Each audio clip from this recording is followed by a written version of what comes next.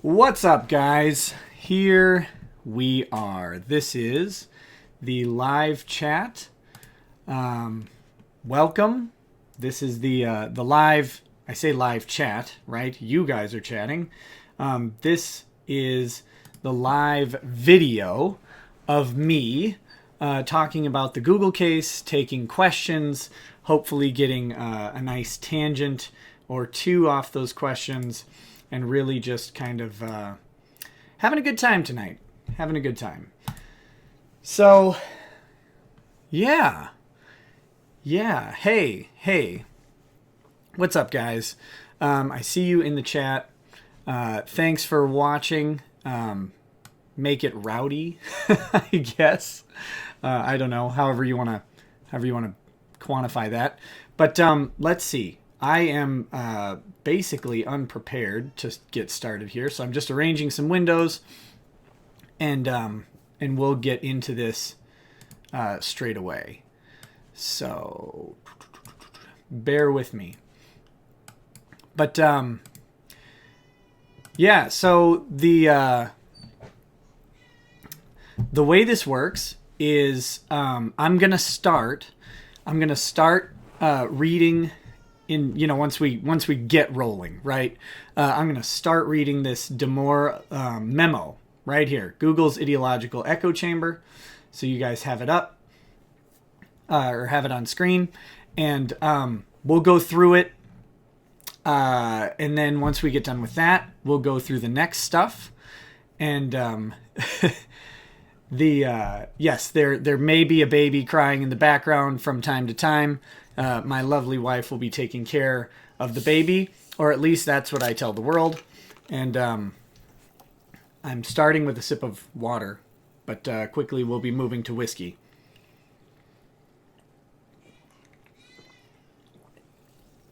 So, let me make a couple quick notes about how the chat works for me. As people are watching this thing and chatting, it's going to get really hard for me to follow. So we have a couple options.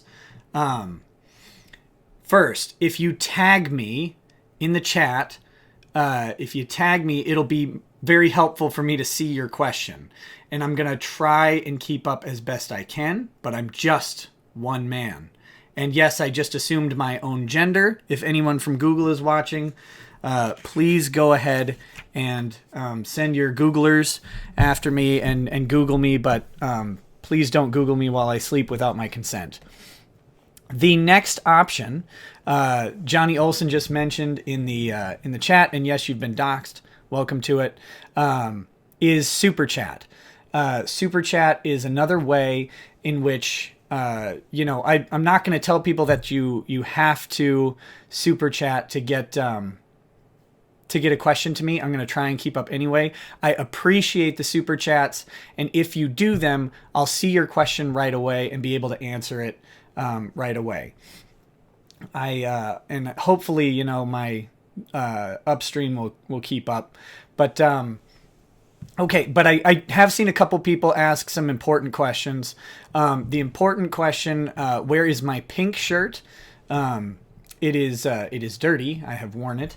And now it will be washed. And let's be clear about what that is. It is not pink. It is salmon. Salmon. So today I actually have a new shirt. This is courtesy of my dad. I am a very stable genius, just like the president.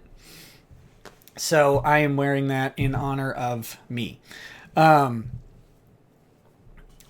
next question, when will Google respond? Let's see, when was this signed? I don't know. So the difference between this case and the lawsuit case, okay? The difference between this and Dick and Maddox is that the Dick and Maddox case being filed in New York, having New York giving everyone access to the documents. Real quick, Seton Newport, no, you don't have to catch up before watching this. Go ahead, stay in the stream and ask questions as you got them. If I've already covered it, I'm likely going to be drinking and probably won't remember that I've already covered it, and I'll answer your question anyway. Don't you dare infer that I'm a millennial, Andrew Gluck. With the Maddox and Dick case, okay? New York has this cool filing system where everything is online, and I have access to all of the documents, including all of the notifications of service and everything else. California does not have that.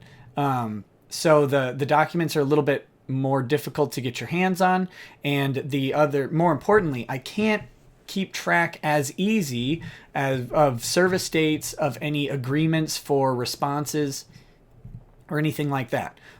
So the best I know, this is dated January 8th. They have at least until February 8th, right? They have at least until February 8th to go ahead and respond. And I'm guessing they probably have a little more time than that.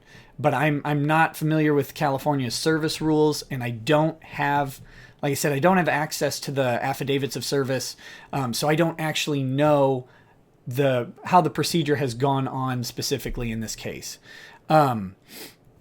There is an interesting question real quick. Dread Pirate Nico. Nick, can you settle a class action lawsuit? Who decides from the class of plaintiffs? Yes, you can settle a class action lawsuit. The settlement typically is done by the representatives.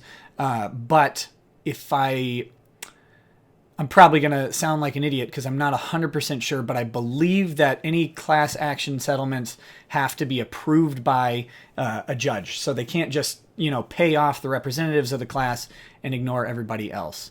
The shirt is not pink, man. The shirt is salmon, but I will let you call it pink. I guess that was brutal. Yeah, I will remain in denial. But let's see. So going back to the question of of whether or not they can settle. Yes, you can settle class action lawsuits. They're actually settled all the time. You guys have probably gotten tons of notices for settled lawsuits. Pretty much anyone who's bought a car that's within 2 years old will be included in a class action lawsuit because something is defective on that car, whether it's an airbag or a locking mechanism or a door latch or something like that. And some class action lawsuit goes through, and then you get some stupid card that says, there's a settlement, and part of that settlement is that they're going to replace all of the things or whatever. Or sometimes, for example, I have narcolepsy, if you don't know, and with that narcolepsy comes medication, and one of those medications is I'll get to you in just a second, Max. One of those medications is Provigil, and there was a class action lawsuit against Provigil for price fixing because it cost a fortune, still does. And, they settled that suit by agreeing to pay out basically some payments on people who were overcharged who paid out of pocket for it. Short, long answer, yes, absolutely. You can settle a class action lawsuit. It's usually done by the representatives and the attorney for the representatives. And when the attorney, once a class is certified and an attorney is certified as a representative of the class, they have an ethical obligation to represent the interests of that class. So if you're worried about, again, them just taking some sort of payoff for Damore and Gudeman and ignoring the class, that's probably not going to happen. But Damore and Gudeman will get a significantly higher result than the rest of the class. That's how the representation works. I covered this in one of the previous videos, but part of the trade-off for being the public face of the lawsuit is that you don't get to remain anonymous, and so therefore you do get a little bit higher compensation as a representative. Max. Yes, hashtag make Google not anti-Semitic again. I was personally disgusted with the way those Google employees had completely and utterly they blocked you obviously based on your Hebrew heritage, and I thought that was offensive. You're just trying to get the story, and you were not able to. And I mean, I for one am sickened by Google's anti-Semitism, and I think PC considered harmful should maybe hear about some of these people. And what I'm referencing here is this is the chat group, PC considered harmful, right? By the way, apparently I have heard from a couple software engineers at Google who have contacted me personally, and they have let me know that my videos have also made the Google harmful discuss lists. So there we go. I guess that's I guess that's great. All right. Let me start catching back up to this. You know what? I need to do something important here. Sorry for the refocusing of the camera, but I am going to start tonight with... I have a little tiny bit of Lagavulin 12 left, and it needs to happen. It needs to happen.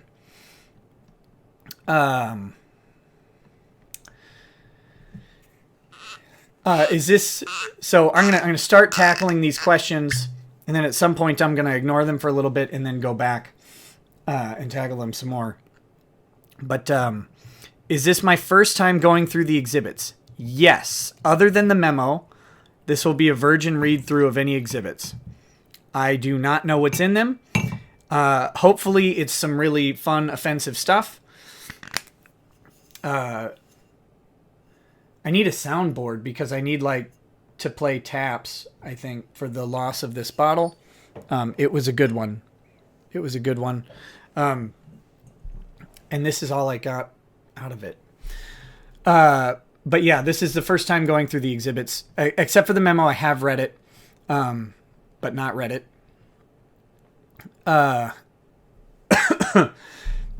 C semicolon has asked me if they said a lot of the stuff the judge pulled in the Silk Road criminal case was BS.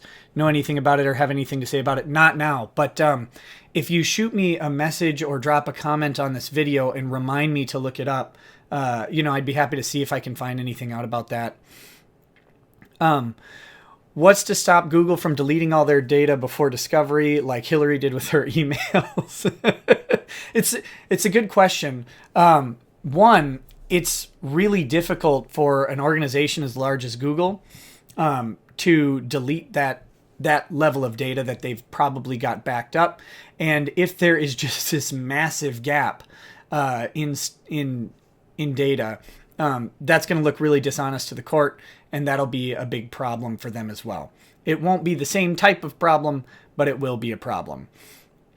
All right. Let's see here. So again, quick refresher on the questions. If you tag me, I'm going to see it because it puts a little block on the screen for me to see. Or you can do the super chat, and then that shoots it right into my face, and I have no choice but to see it. So let's start digging into this Google's ideological echo chamber. So Damore has given us a nice table of contents, including a TLDR, proving that he is a total nerd. The chapters are reply to public response and misrepresentation, TLDR, background, Google's biases, possible non-biased causes of the gender gap in tech, with subheadings of personality differences and men's higher drive for status, which seems a little hateful.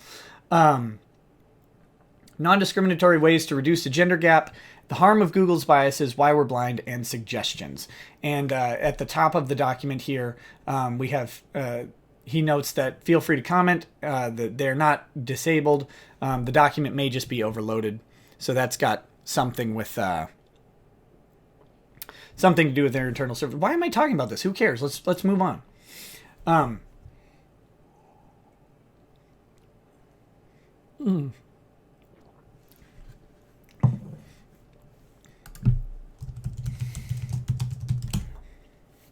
Okay.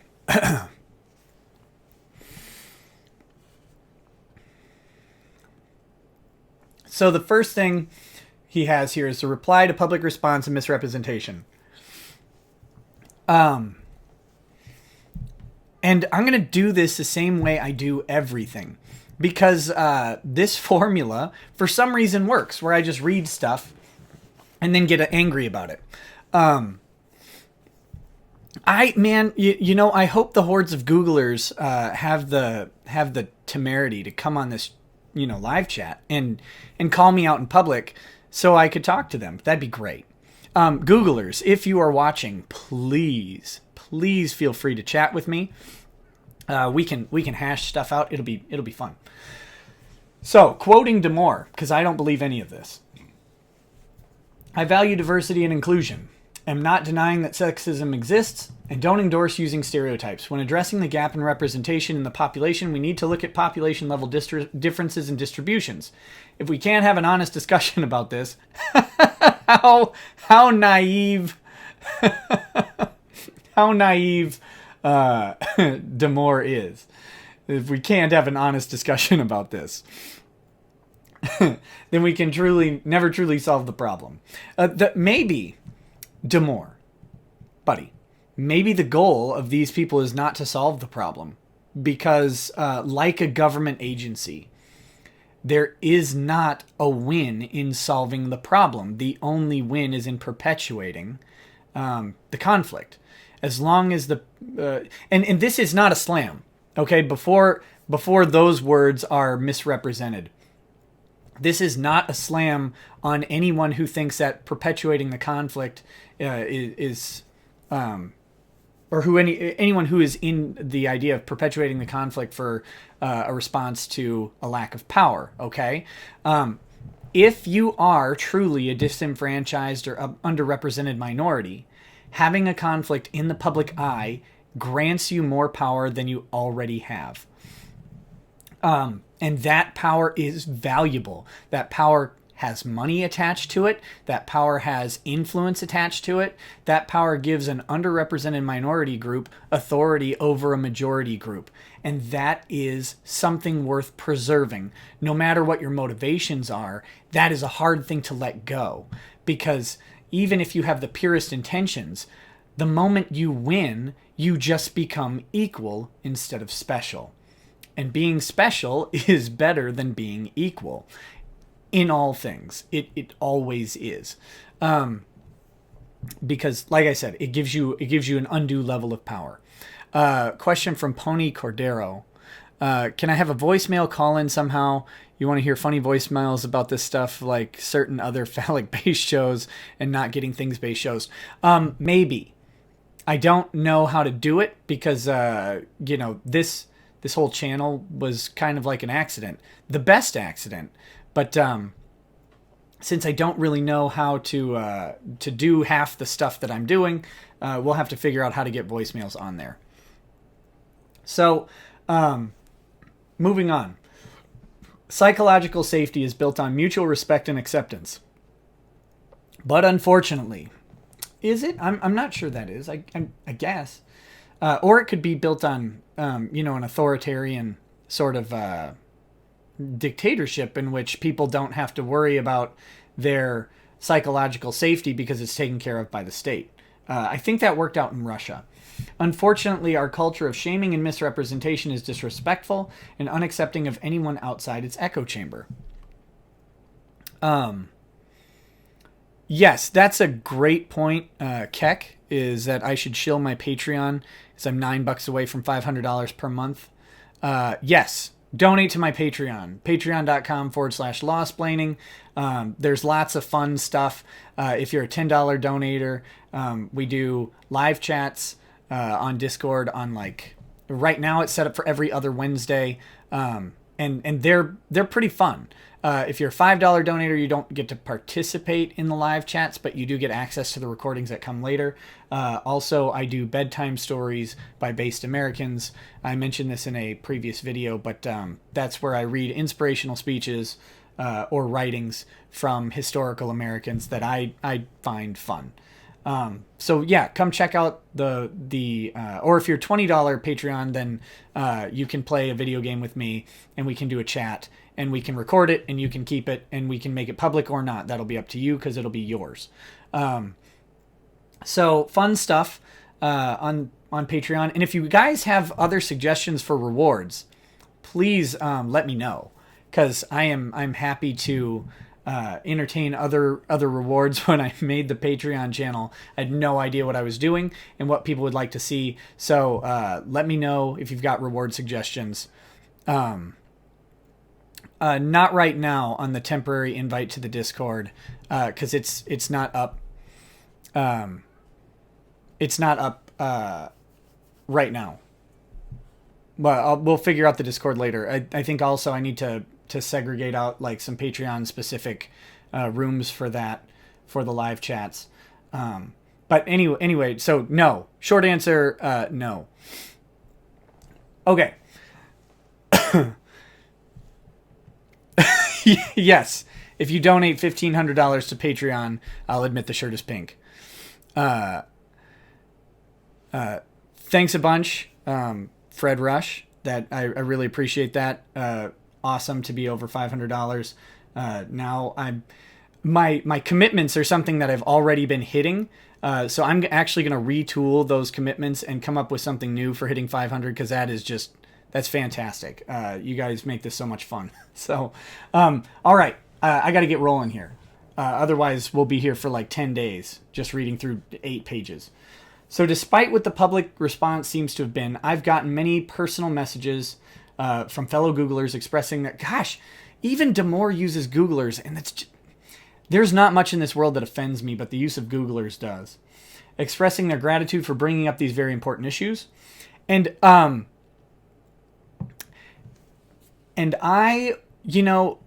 again, I'm not going to misrepresent here. I have been contacted by two Google employees specifically. So I'm not going to say some or a number of or something like that to make it sound like more. But 2 software engineers at Google have contacted me specifically. And one mentioned that they are literally afraid to participate in Google's private internal chats because they fear termination. After the Damore thing specifically.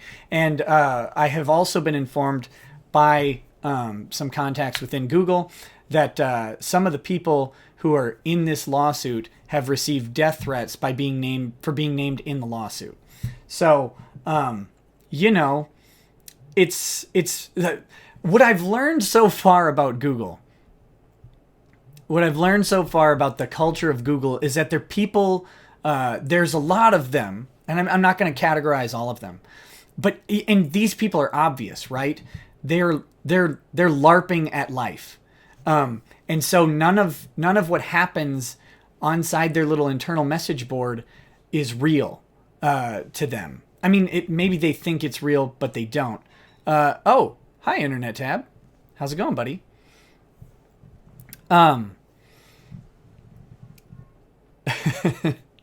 Nice to have you on the stream, bud. Please make the chat great again. Help the chat? I don't know. They're LARPing at real life, okay? So just like they're a microcosm of the greater internet, okay? So they've got people who say something they don't like. They do a death threat from like employee to employee.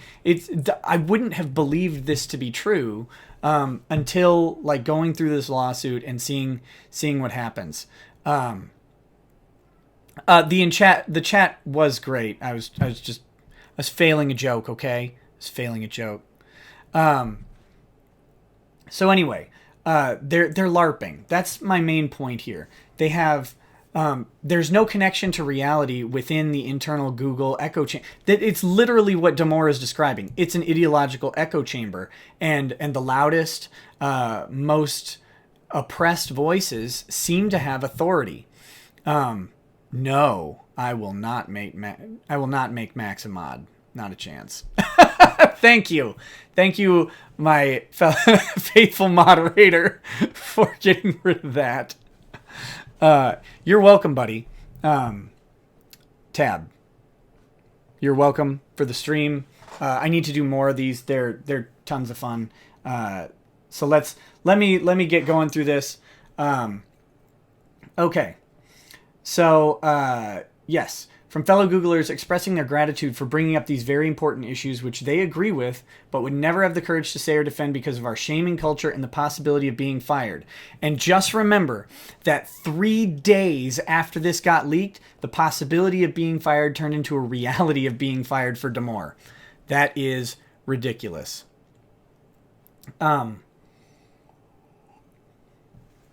This needs to change. Yes, it does. So the TLDR. Too long, don't read, right? Google's political bias has equated the freedom from offense with psychological safety, but shaming into silence is the antithesis of psychological safety. I'm not actually going to follow his web links in here. The silence has created an ideological echo chamber where some ideas are too sacred to be honestly discussed. No, I have not heard the Joe Rogan interview with Damore.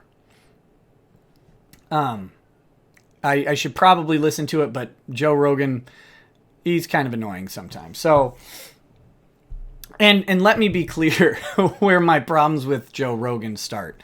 Okay, when Joe Rogan was a UFC announcer, my bandwidth is down. I'm gonna give it a second to catch back up. There we go. So I apologize for that. When Joe Rogan was a UFC announcer, he, at least the fights that I was watching, he seemed to think that that fighters were going for an omoplata all the time, and they really just weren't. It's an extremely difficult move. It's not very practical in a UFC style fight. It's more of like a jiu-jitsu demonstration move. There are a few fighters who have pulled them off in fights. It doesn't work that way normally. So his need to see the omoplata happen got a little bit trying, and so I give Joe Rogan a hard time for that. But I have not watched his channel very much, and I certainly have not seen the Damore interview, although I will go in, as part of the research for this. Thank you for the shekels, Amelie. I won't dance though, sorry. And Hoodwink, thanks for the donation, buddy. I really appreciate it.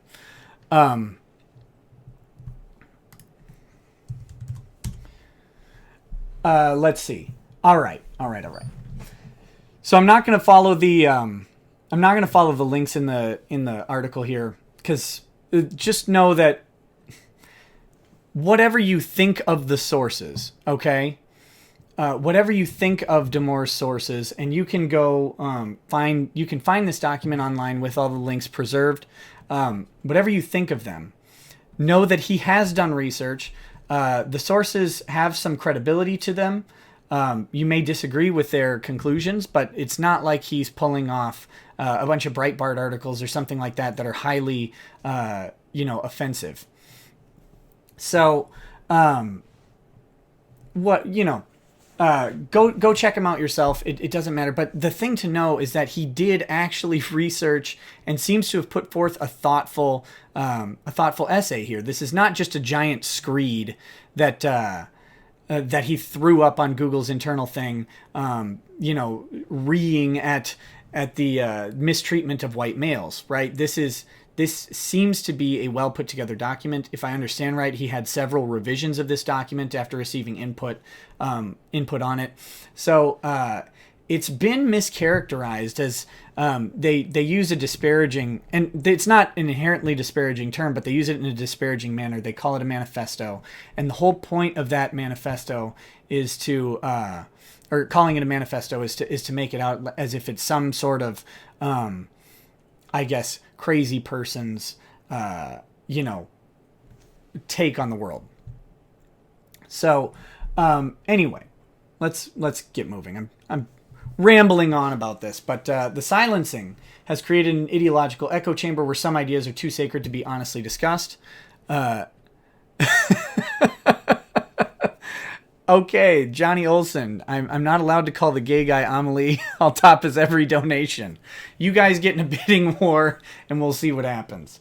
But the lack of discussion fosters the most extreme and authoritarian elements of this ideology. Extreme. All disparities in representation are due to oppression. And authoritarian, we should discriminate to correct for this oppression. And these are not outlandish arguments. They're not fringe arguments. These are arguments held, or I guess positions held by many people on quote, the right.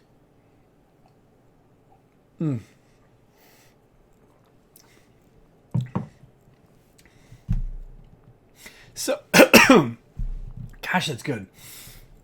They're held by many people on the right. It is just merely the opposite. I'm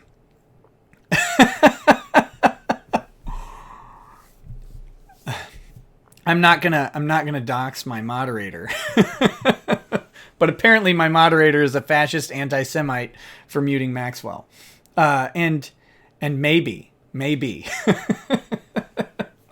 So, but these are not, outlandish claims or ridiculous in any sort of way. These are held by a majority of the nation. Disparities in representation are not inherently due to oppression. They may occur because of oppression. That's a thing that does happen. I've been thinking about like how to quantify some of this stuff, or how to not quantify. I guess how to put into words. And I've got like this idea that we have people with a 1955 attitude about race and about gender.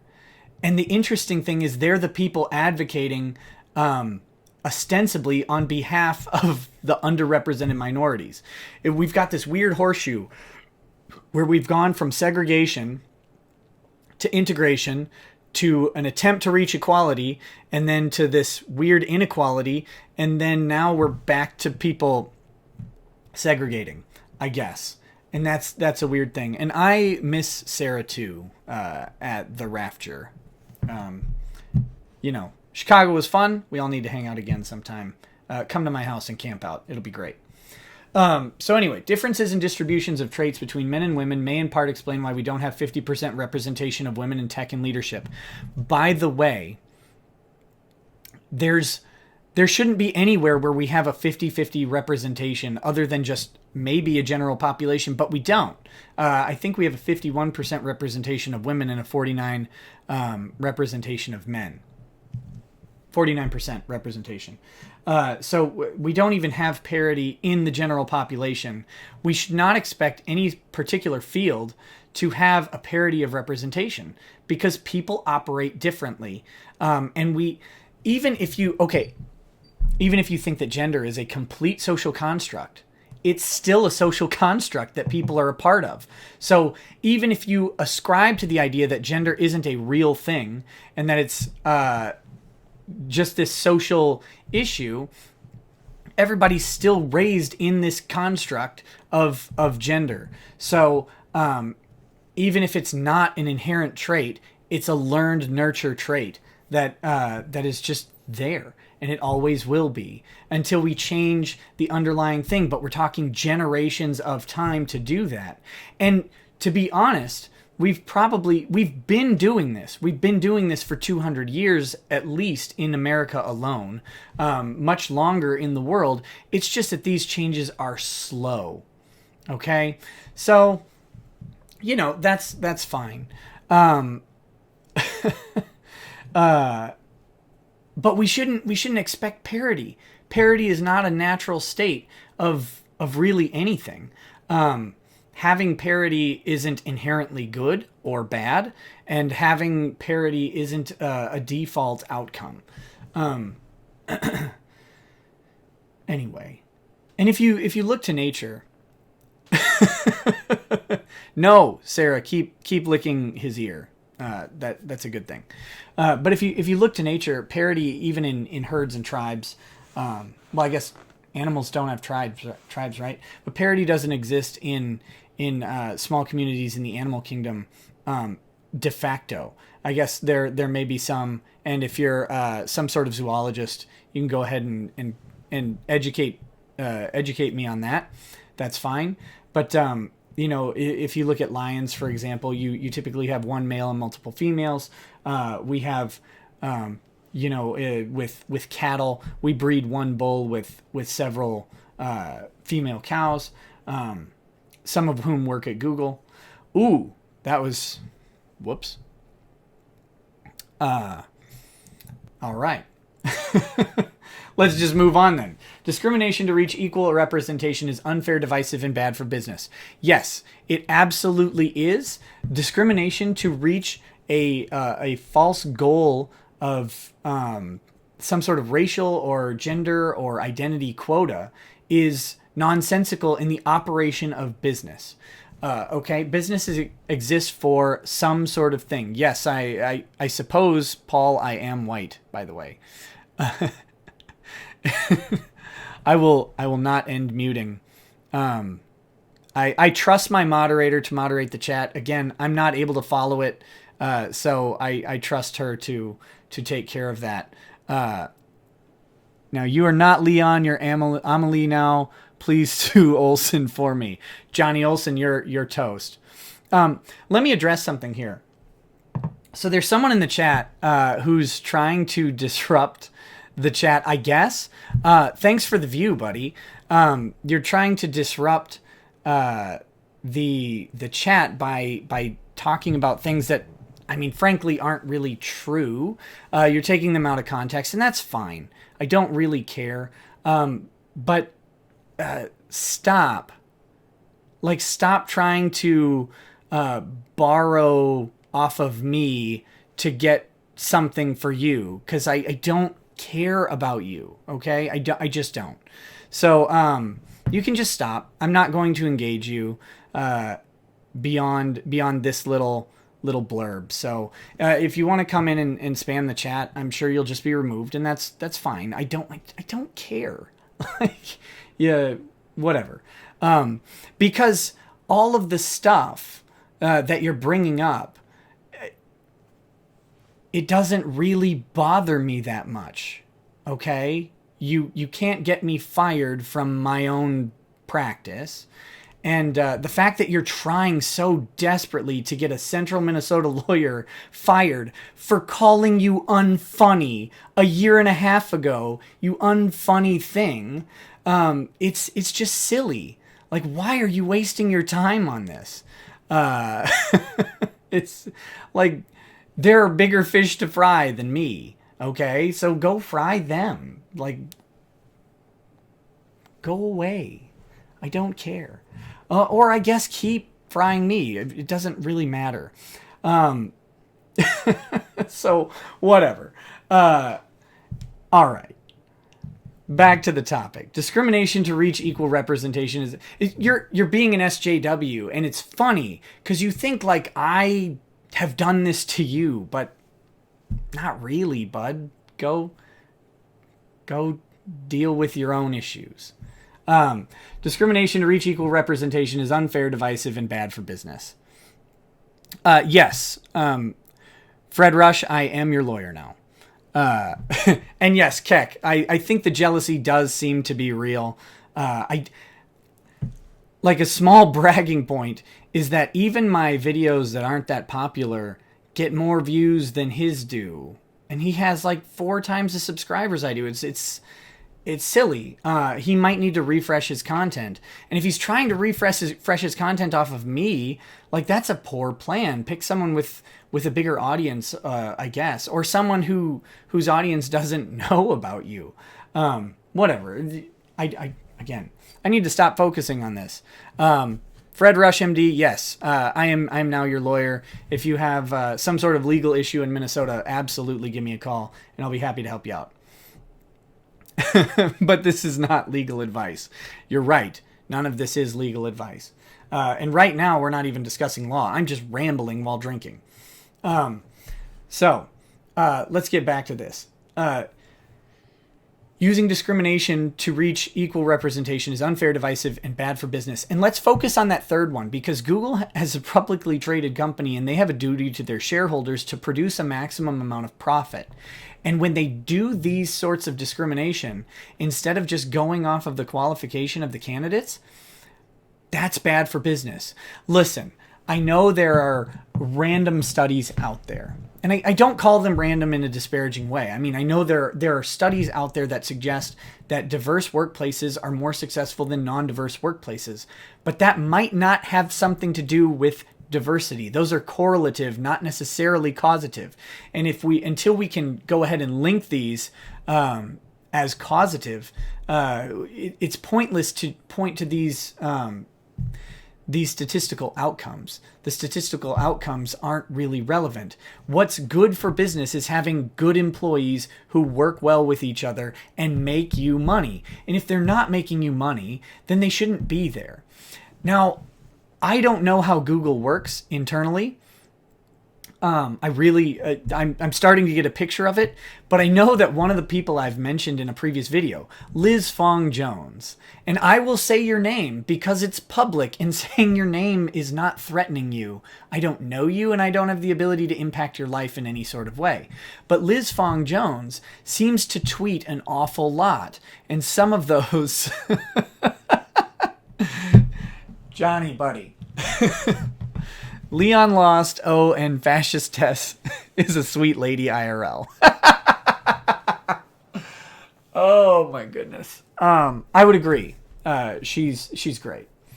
Now I don't know if my moderator will approve of that comment or not, but Tess is a good person. People should appreciate her. So Liz Fong Jones, right? Seems to tweet a lot, seems to do a lot during the workday that doesn't seem to have anything to do with employment at Google or advancing Google's product. So I don't know how the Google... hey, I did not dox you, by the way. I didn't mention your last name, and I have separated you, and you should know what that means. Because I do. And if you don't know what that means, drink more. Wait till I see what Liz said later in the exhibits. I can't wait. It'll be great. But she doesn't seem to, like, okay, I don't know, but it seems like she does a lot of not working. And actually, I was kind of concerned with Damore, like going to all these seminars, writing up this this document, all this stuff. I mean, like, how much not work happens at Google during the day? Because it seems like a lot. But yeah, we're going to hopefully get to something if I can ever get through this document. There's a Wired article out there today, and I'll see if I can bring it up, where Wired is taking a one-sided approach to how this has worked. And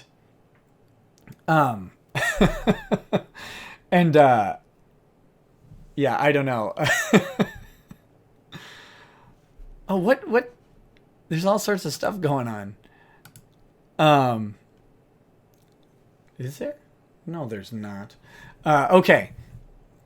So anyway, I'm going to address this Wired article where they take a one-sided approach to the discrimination, if I can. But I've got to start getting through this. You're welcome, Gaston. So the background. People generally have good intentions, but we all have biases which are invisible to us. Thankfully, open and honest discussion with those who disagree can highlight our blind spots and help us grow, which is why I wrote the document. Google has several biases, and honest discussion about these biases is being silent by the dominant ideology. What follows is by no means a complete story, but it's a perspective that desperately needs to be told at Google.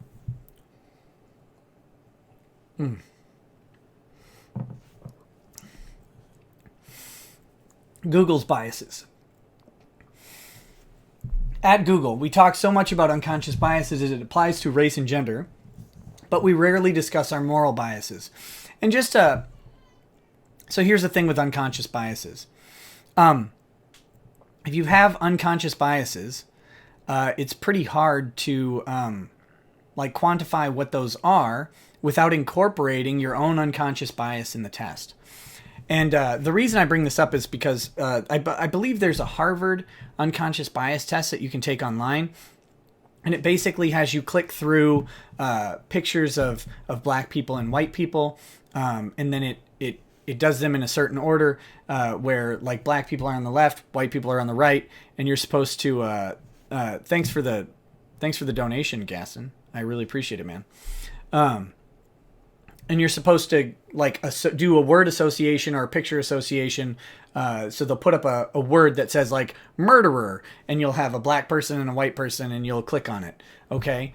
And so that's supposed to determine your unconscious biases. But when you go ahead and like look at how the test is constructed, it's constructed to promote a certain idea of what people's unconscious biases are.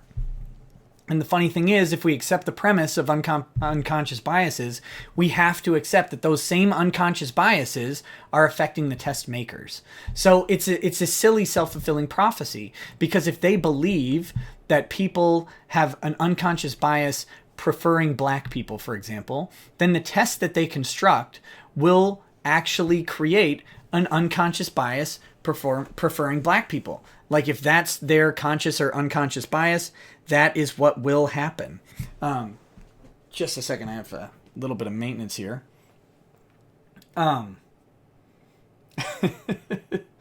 So this is the problem with unconscious biases. If we accept them, if we accept their premise, if we just accept that at face value, then we have to accept also that those unconscious biases are at play in other people who have created the standard.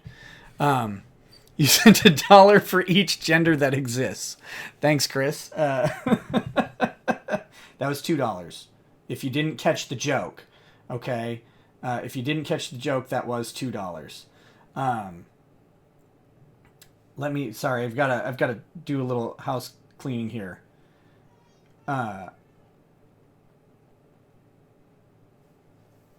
All right. So let's get through this. So yes, we rarely discuss our moral biases. Political orientation is actually a result of deep moral preferences and thus biases.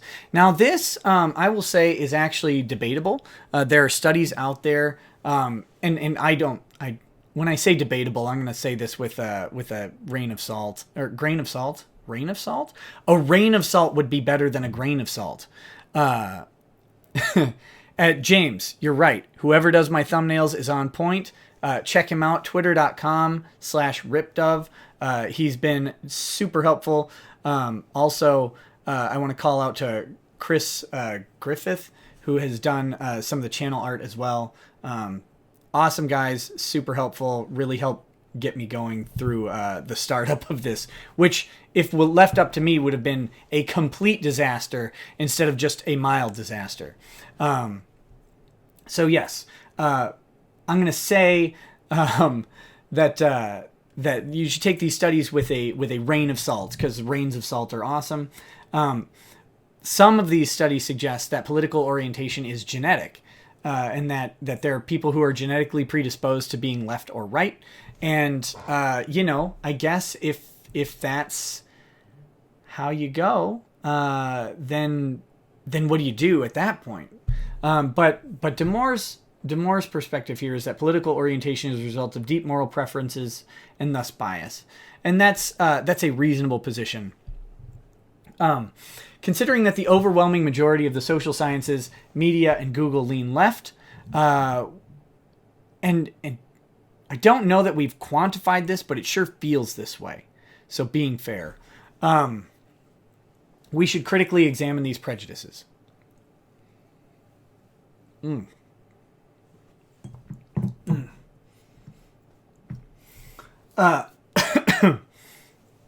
So let's see. Left biases. Now these are presumptions by Damore. He doesn't have citations for these, so these are just kind of a product of his experience. But he says compassion for the weak, disparities are due to injustices, and humans are inherently cooperative. And I think he's deliberately taking sort of the far end approach to this, far ends of the spectrum. So the right biases are respect for the strong / authority, which I don't know if that's true. Like, right-leaning doesn't necessarily imply authoritarianism, but okay. Disparities are natural and just. I think that's a fair assessment. And humans are inherently competitive. I don't know if it's inherent. Like, I guess it depends on what you mean by inherent, but maybe it's a product of some sort of evolutionary production, evolutionary psychology, or maybe it is an inherent trait that, or maybe evolution implies inherent traits. I don't know. I'm not entirely sure how he approaches this, but I think if we just take him with a little grace, humans are wired to be competitive at some sort of base level. Where that wiring comes from isn't really relevant. The document is mostly written from the perspective of Google's Mountain View campus. I can't, so these are the footnotes. This document is mostly written from the perspective of Google's Mountain View campus. He can't speak about other offices or countries. And then, of course, I may be biased and only see evidence that supports my viewpoint. So he's acknowledging the possibility of his own bias. In terms of political biases, I consider myself a classic liberal and strongly value individualism and reason. Be very happy to discuss any of the document further and provide more citations. Imagine unironically being a law student. Being a law student would be terrible. And no one should be subject to that. Oh, there's more biases. I should have scrolled down. So 3 more left biases that changes is good, and that is unstable. The left is more open and idealist, whereas for the right, change is dangerous, stable. The right is closed, and the right is pragmatic as opposed to idealist. I'm not entirely sure that this is all fair, and I think he set himself up as a trap by setting up a dichotomy. I know he's doing it intentionally on this table, but I don't think he needed to set it up as an even trade-off of ideals. Thanks,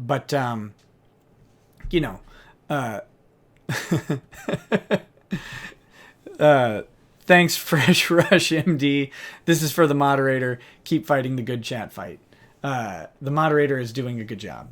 A very good job, and I appreciate the moderator very much. So, Damore, and interestingly here, Damore says neither side is 100% correct, and both viewpoints are necessary for a functioning society, or in this case, company. A company too far to the right may be slow to react, overly hierarchical, and untrusting of others. And we actually saw, just as a tangent here, we actually saw that the sort of differences in companies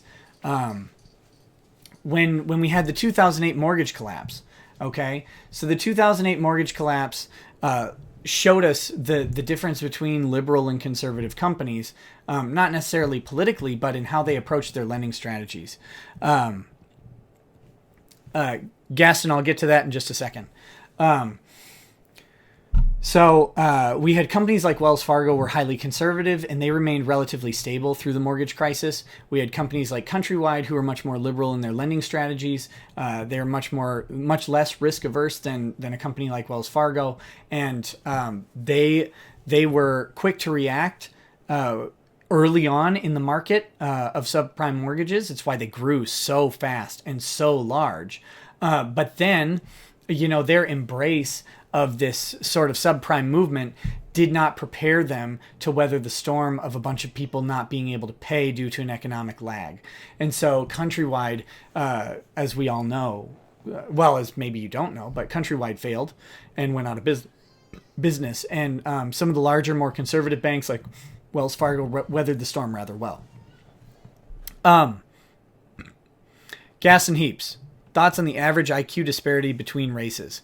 I do have thoughts on this. So the interesting thing about an IQ disparity between races, and this is accepting the studies at face value, and I don't know who is actually determining the IQ of different races in different areas. I don't know how they're gathering this data. So when I say I'm accepting this at face value, I literally have no idea the basis of their methodology, okay? So I'm going to accept their facts that they say that there's disparity in IQ between races. And and they're talking on averages, and I think that's probably a fair thing.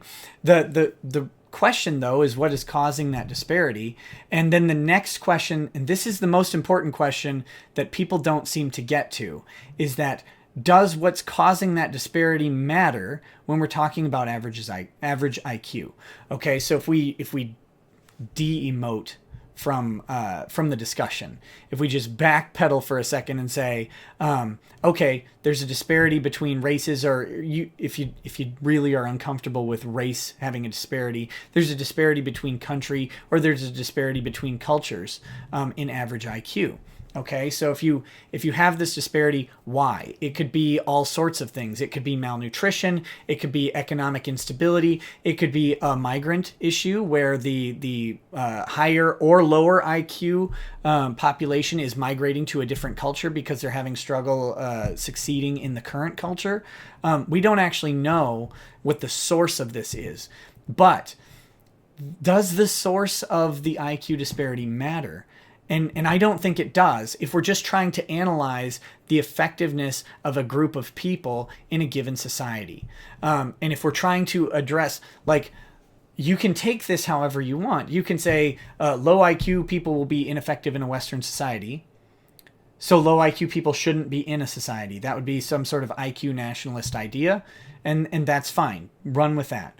Or you can say low IQ people will be ineffective in a given society, so we should invent a safety net for low IQ people, and we know that these particular groups might be low IQ, so run with that. It doesn't really matter. I don't know why people get so hung up on this IQ discussion as being some sort of hateful thing.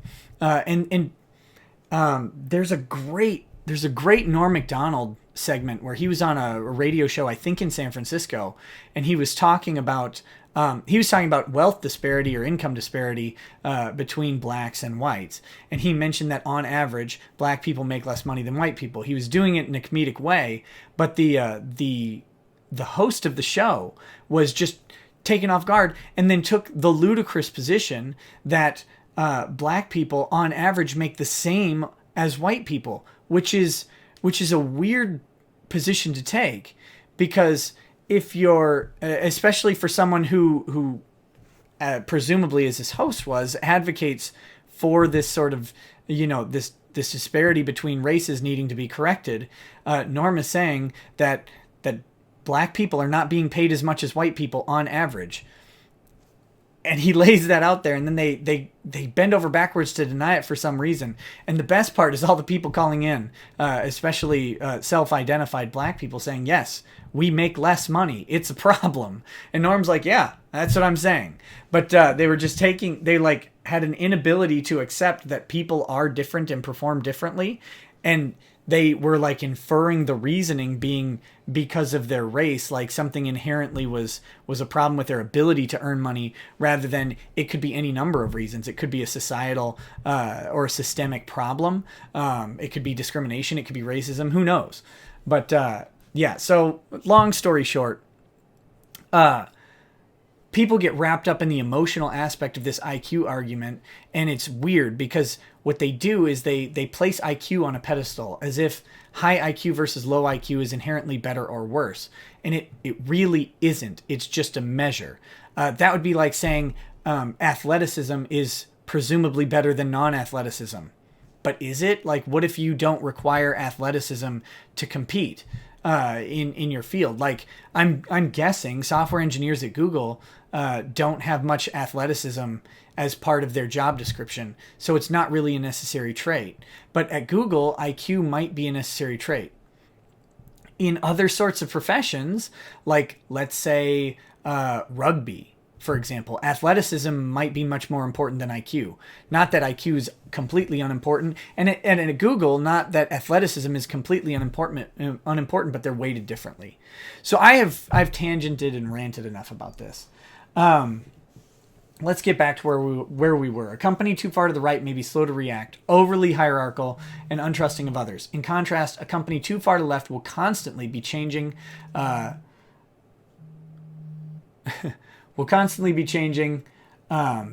Deprecating much loved services, over-diversify its interests, ignoring or being ashamed of its core businesses, and overly trust its employees and competitors. Only facts and reason can shed light on these biases, but when it comes to diversity and inclusion, Google's left bias has created a politically correct monoculture that maintains its hold by shaming dissenters into silence. This silence removes any checks against encroaching extremist and authoritarian policies. For the rest of this document, I'll concentrate on the extreme stance that all differences in outcome are due to differential treatment and the authoritarian element that's required to actually discriminate to create equal representation. So, at Andrew Gluck, not as much as other stuff. And at Max, I know my phone is ringing. I don't know why my phone is ringing, but whatever. I don't recognize the number, so I'm obviously not going to answer in the middle of a stream here. Let's move on. If you don't know, I have finished my glass of whiskey, so I'm going to move on to this Balmore, which was sent by a friend, Mr. Dick Masterson. And I have appreciated and enjoyed it thoroughly. And no, I don't think the call is Google. It's coming from Arizona, apparently. So I really do not know. But, and I don't care. So Damore is great. Damore has...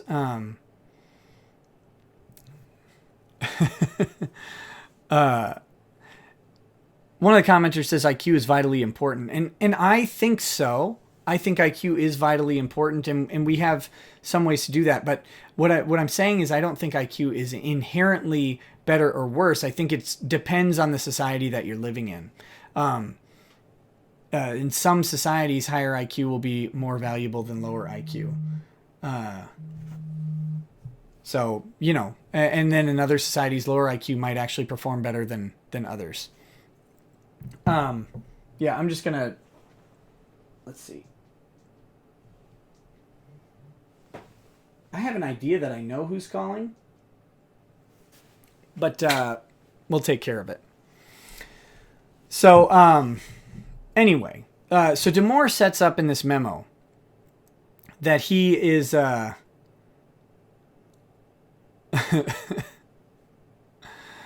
that Damore sets up in this memo that he's taking an extreme stance here. So that's the interesting part of this, because it's presented as if these are all his opinions, but he's laying out ahead of time that it's not necessarily his opinion. So, okay, possible non-bias causes of the gender gap in tech. This is the next subheading.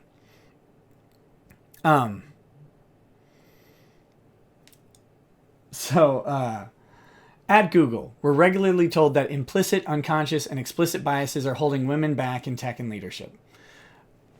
And they lay that out in the facts section, right? That this is, that there needs to be some sort of things there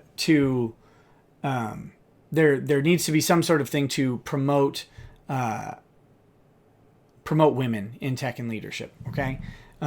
That's laid out in the facts section pretty clearly. Of course, men and women experience bias, tech in the workplace differently. So we should be cognizant of this, but it's far from the whole story. And it is. And even if it's not far from the whole story, the fact that people experience things differently isn't inherently good or bad.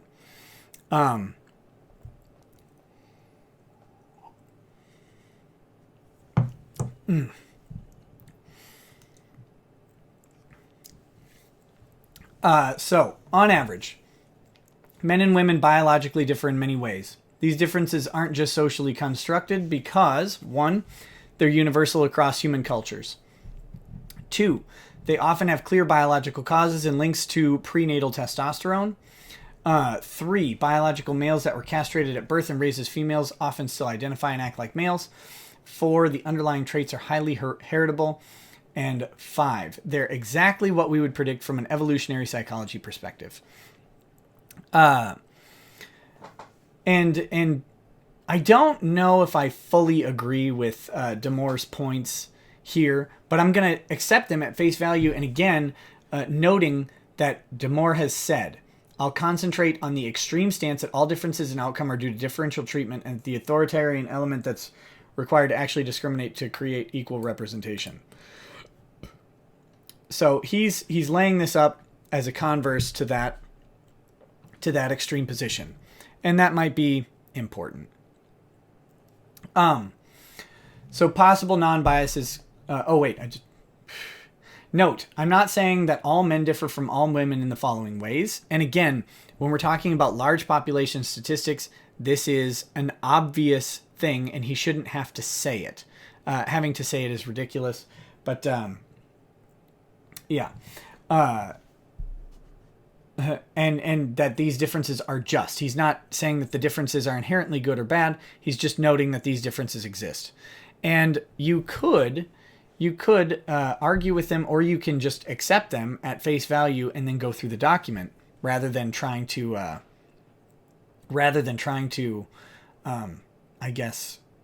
take an argumentative position at this point. But I'm simply stating that the distribution of preferences and abilities of men and women differ in part due to biological causes, and that these differences may explain why we don't see equal representation of women in tech and leadership. Many of these differences are small, and there's significant overlap between men and women, so you can't say anything about an individual given these population-level distributions. So then he has a footnote here. Through the document by tech, I mostly mean software engineering. Okay. So then he has these little handy-dandy graphs. I don't know. They're not that great. Populations have significant overlap. Reducing people to their group identity and assuming the average is representative ignores this overlap. And then he specifically states that this is bad and I don't endorse that. So he's laying out averages, but at the same time, he's saying that if we just go off of the average, we produce these non-overlapping populations, and that's wrong. And I don't agree with that. And that's true, right? Because we'll say one population has an average IQ of 110. The other population has an average IQ of 65. It doesn't mean that any one member of the 65 IQ population, or of the 110 population, is going to be higher IQ than the 65 population. It just means that there's a statistical likelihood that they will. But it does not preclude an outlier on either spectrum, deviating from the norm. So that's something that gets lost in all of this. So personality differences. Women, on average, have more. And he has cited this to a Wikipedia article. So apparently Maddox helped draft this document. Sex differences in psychology, personality traits. So I guess you can go ahead and look up that if you want. Openness directed towards feelings and aesthetics rather than ideas. Then he clarifies, women generally also have a stronger interest in people rather than things. That is cited to an actual study. I can't tell from the hyperlink what the study is. Stronger interest in people rather than things relative to men, also interpreted as empathizing versus sympathizing. And then he has a Wikipedia article link there. These two differences in part explain why women relatively prefer jobs in social or artistic areas. More men may like coding because it requires systemizing, even within software engineers. Comparatively, more women work on front end, which deals with both people and aesthetics. And I'm going to take his distribution of front end versus back end. I'll take that for granted because I don't have any metric to oppose it. If you're a statistician of software engineers and you want to contest it, please drop it in the chat. That's fine.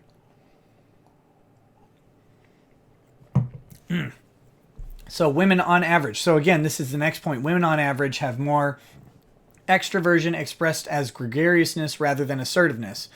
Also higher agreeableness. This leads to women generally having a harder time negotiating salary, asking for raises, speaking up, and leading. This seems to be a pretty well-sourced sort of idea. Note that these are just average differences, and there's overlap between men and women, but this is seen solely as a women's issue. This leads to exclusory programs like Stretch and swaths of men without support. So this is the idea that women, this is often cited in the argument against the gender pay gap. As one cause of the gender pay gap is not discrimination, but it's rather that women have a harder time asking for a salary increase, or women have a harder time, I guess, asserting their own value. So maybe that's true, maybe that's not, but this is a common argument, and that's the point here. Again, like if we're calling this a manifesto, Damore is not espousing his own ideas here. He's borrowing very popular arguments from large segments of the population. So next, neuroticism. And now people automatically take neuroticism as a negative when they read this document. You can find that in any chats about this document, that how dare he call women more neurotic, but it simply means that they have higher anxiety and lower stress tolerances than men on average. I don't know if this is true, doesn't matter.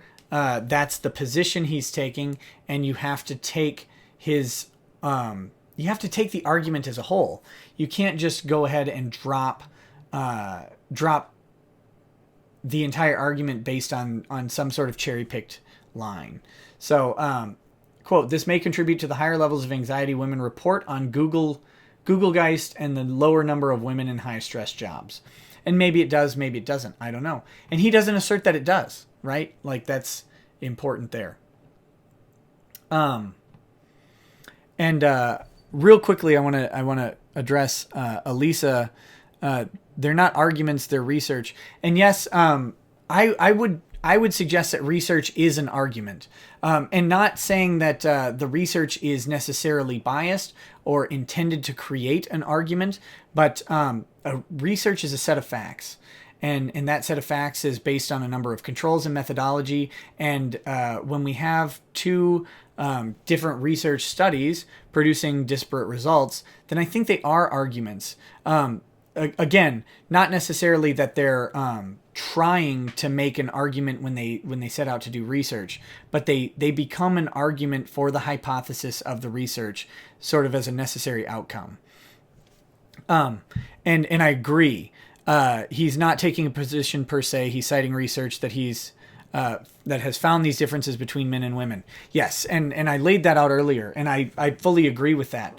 And my point in labeling these as arguments is that some people may disagree with that research, or they may have conflicting research, but it doesn't actually matter, because this isn't necessarily Damore's position. This is the result of the research that he's done. So it shouldn't be just dismissed out of hand, because these aren't, again, it's not his manifesto, right? These are the words of other people that he is using to forward an argument against discrimination. And it's really interesting that the entire idea that he's forwarding an argument against discrimination is like a problem for people. So,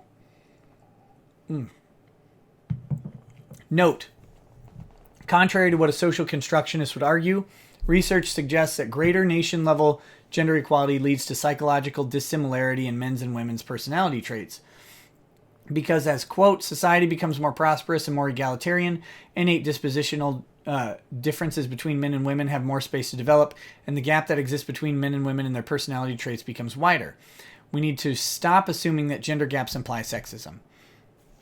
Yeah, that's fair. I think that's actually probably an accurate description. So the next subject is men's higher drive for status. We always ask why we don't see women in top leadership positions, but we never ask why we see so many men in these jobs. And that's true. The assumption, and this is sort of a tactic of, I don't want to generalize, but sort of the SJW left. This is the idea is that victimhood is the statistic that matters, and victimhood is so privilege is expressed as sort of a product of victimhood, right? There are more men in these roles because women are the victim of sexism. And that's not necessarily true. It might be that men are favored for these roles based on the traits that they assert matching up to the roles, not because they're men, but because it's more likely that a man would have these traits. I don't know. I have not researched this stuff in the way, even probably as much as Damore has. So I'm not going to take a position on it.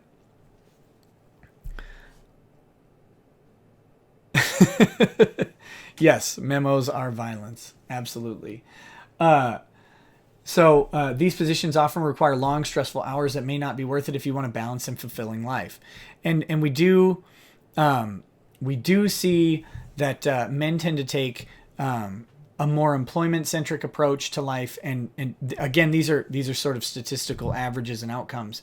Men take a more employment-centric approach to life, and women take a more family-centric approach to life, and that probably has to do with some sort of evolutionary psychology. And I'm sure Jordan Peterson has a great lecture on it, and you should probably go watch that, I guess, because I'm going to do it disservice. Status is the primary metric that men are judged on, pushing many men into these higher paying, less satisfying jobs for the status that they entail. If status is a primary metric, man, like the vast majority of men suck. That's kind of funny to me. Kyle, on a scale from 1 to Maddox, how cucky is Google being? Maddox -1. What's up, Kyler? Thanks for the donation, buddy. I really appreciate it. But note, the same forces that lead men into high-pay, high-stress jobs in tech and leadership cause men to take undesirable and dangerous jobs like coal mining, garbage collection, and firefighting, and, quote, suffer 93% of work-related deaths. And this is a thing that is often undiscussed. And, like, men's rights activists get a bad rap on this stuff. And maybe, again, being deferential, maybe there's some room to criticize men's rights activists. Again, I don't know. I don't really care. It's not my purview. It's not my job. Unless a men's rights activist, Clay, buddy, welcome. I will drink. In honor of Clay being in the chat, I will take this lovely sip of Balmore. Balmore rhymes with Damore. Okay. Where was I? I completely lost it. Yes. So men's rights advocates talk about the fact that men suffer the highest amount of deaths in wars. Whether there is a disparity in enrollment, or like whether or not women are restricted from enrolling in frontline duties or not, men tend to take the brunt of wartime deaths. Men have higher work-related deaths. I'm guessing men have higher work-related injuries, or at least serious injuries, because men tend to take more dangerous jobs. That's just how it goes. And if you don't believe me, go look at an oil rig, right? And just see how many women are on it. There aren't that many. They have different goals and ambitions, and it's not necessarily right or wrong, but that is how it goes. So anyway, men suffer 93% of work-related deaths, and that is a huge, huge disparity. No one, by the way, it's important to note that mostly, like even men, aren't really complaining about that statistic, even though I would personally rather be discriminated against than be dead. So that seems like an important thing to me. I don't speak for other people, but it's important to note that there are not giant groups of men at Maxwell, the original, because it just is.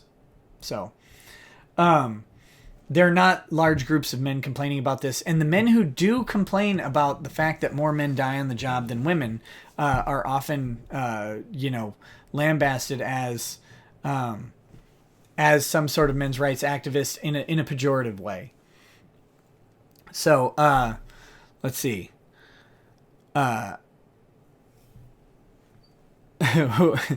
Moose. We also tend to not complain because we're too busy providing.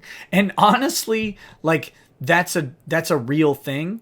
When you look at the statistical distribution, or I'm going to assume a statistical distribution of of men as providers by default because they don't, they don't necessarily, they don't have the birth burden, right? So they don't have this 9 months of being uncomfortable, of being sick. And believe me, I've been through this. I've been through this a lot. Yes, Gaston, everyone should thank me for providing legal advice. That's true. That's true. You should all also, by the way, I'll be sending all of you a retainer bill in the mail. So good job walking into that one, suckers. Men don't go through the birthing process. And the traditional way to feed children has been breastfeeding. There are alternatives, but there's a natural way. I'm not saying it's inherently better, so get over it. But there is a natural mechanism for feeding and nurturing children, and it traditionally has fallen on women since the dawn of time. So as we have yes, Monster Slayer, you can pay the retainer in Dickles. As we have evolved and adapted, women have traditionally been the nurturers because it was more convenient, really up until very recently for women to do so. And as men are not taking on that burden, they are literally spending time providing. And this is me really tangenting into Moose's comment, but they are spending time providing, and there is a thing called decision fatigue, and when you spend your entire day making decisions for the provision and preservation of your family, when you get home, like, do you take the time to complain about something or not, or do you just get the rest you can before you get up and go provide? I think that's becoming less and less of an issue in highly technological and westernized cultures. And that's probably why we're seeing the rise of like men's rights activists. Men have finally reached a threshold where they have the time. And this is a great thing. Like all of this stuff, in all honesty, the idea of like complaining about, the fact that we're complaining about gender disparity means that we're not complaining about food, clothing, shelter, water, air. The basic necessities of life are covered for the overwhelming majority of the population in our cultures, and we're now able to discuss the top of Maslow's hierarchy, and it's great. That's a great thing. It's not a bad thing. Real quick, James, if Nestle has taught me anything, it's that Nestle brand baby formula is better than breast milk. Have a free sample. Absolutely. And by the way, for those of you who don't have kids, when you go to a hospital and have a baby, you get like a bunch of these samples of formula, and it's just fantastic. Especially when you don't use the formula, because then you donate it off to some other child to be poisoned by their GMO nonsense. I'm kidding. That's a joke. All right, Max. Thanks for joining us, buddy. Yes. Thanks, Tab, for paying the retainer up front. I will expect everybody else to do so as well. So non-discriminatory ways to reduce a gender gap.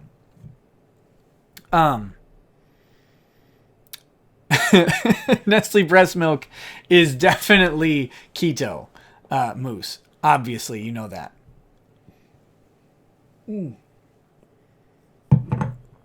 Okay. Below, I'll go over some of the differences in distribution of traits between men and women that I outlined in the previous section. Is anybody keeping track of what page we're on?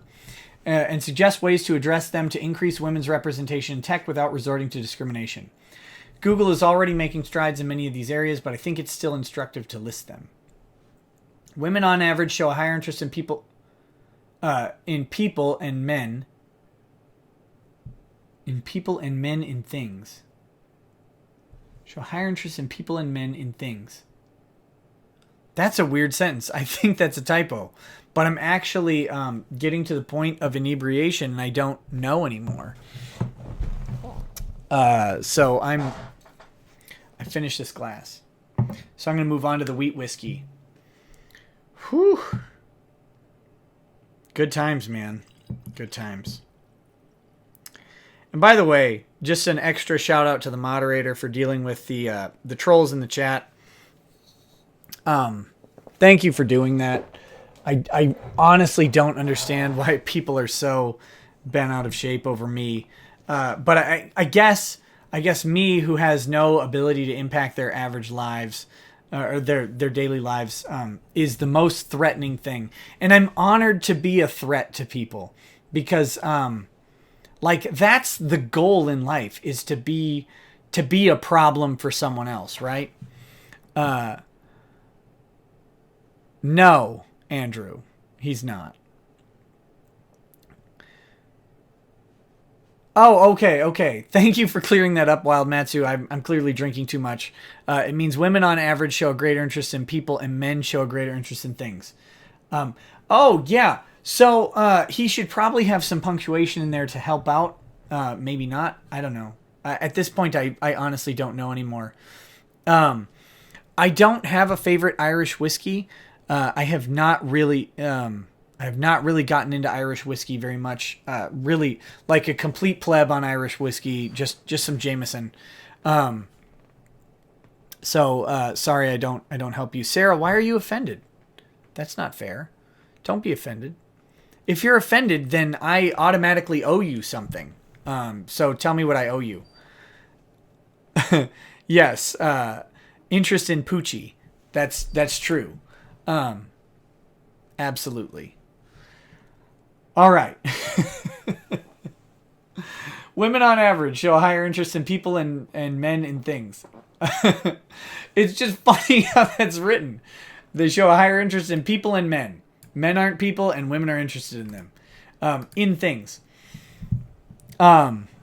Yes, I'm focused. I'm focused. Yes, absolutely red pill me on Irish whiskey, and I will try some red breast. Okay.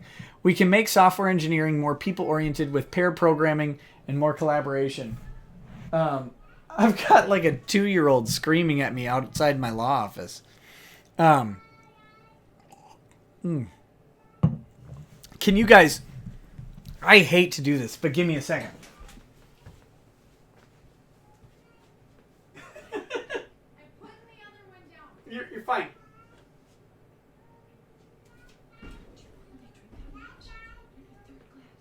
This is my last one. Stop being a mom. All right. Oh, sorry about that. Okay. Sorry. Oh, the best part is me coming back to the video and seeing myself leave because of the delay, the buffer delay. So,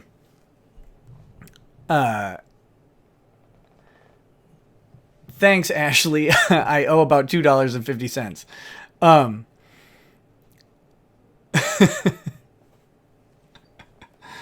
So, we can make software engineering more people-oriented with pair programming and more collaboration. Unfortunately, there may be limits to how people-oriented certain roles at Google can be, and we shouldn't deceive ourselves or students into thinking otherwise. Thanks, Keck. So what I need you guys to do, because I think she might be lurking, is yes, provide enough money so we can hire a babysitter for live streams, and I'll get my wife on live stream, and that would be great. She doesn't know because she's taking care of the baby. I don't know where dead Tyler Jones is. I assume he's buried, and that's just a sad thing. Okay. Women on average are more cooperative. I guess Damore is not married.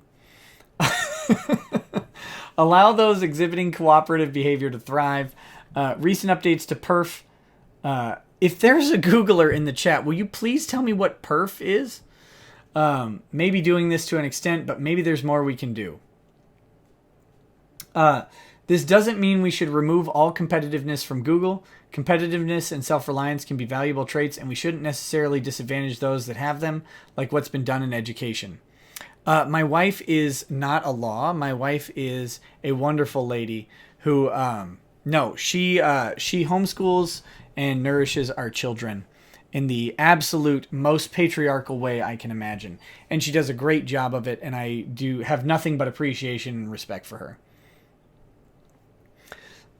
Let's see. Okay, this doesn't mean that we should remove all competitiveness from Google. And no, like competitiveness is what drives businesses to do better. Okay. This doesn't mean that we should remove all competitiveness from Google. Competitiveness and self-reliance can be valuable traits, and we shouldn't necessarily disadvantage those that have them, like what's been done in education. What has been done in education? This one I want to know. I'm going to look it up. Allow. Boom. Oh, I just screwed up everything, didn't I? The war against boys. This is the link that he has for education, is the war against boys. It's a bad time to be a boy in America. I'm not going to do this. Long story short, it's an Atlantic article about the war against boys. Go read it. It's probably fascinating.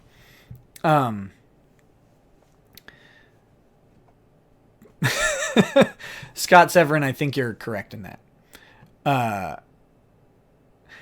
Wild Matsu, man, a thumbs down. I'm going to disregard your correction, and I'm just going to focus on the thumbs down because that's the best way to do this. And Keck, why do you need competitiveness when you have monopoly? And honestly, I think that's Google's perspective on all of this, and I think that's what makes them the most. That's what exposes them to the most liability. Google seems to have come to the conclusion that they are inoculated from all of this, and that's amazing. You sexually identify as a perf. Careful how that goes. If you exchange that P for a V, then you'll clegg out. Where was I? Oh my goodness, I don't even remember. Okay. Women on average are more prone to anxiety. He talked about this earlier with the neuroticism. And by the way, like, I didn't cover this because I didn't remember earlier, but neuroticism is not inherently negative. It's one of the 5 major personality traits, and people have like a star graph, right, where they align on each of these things.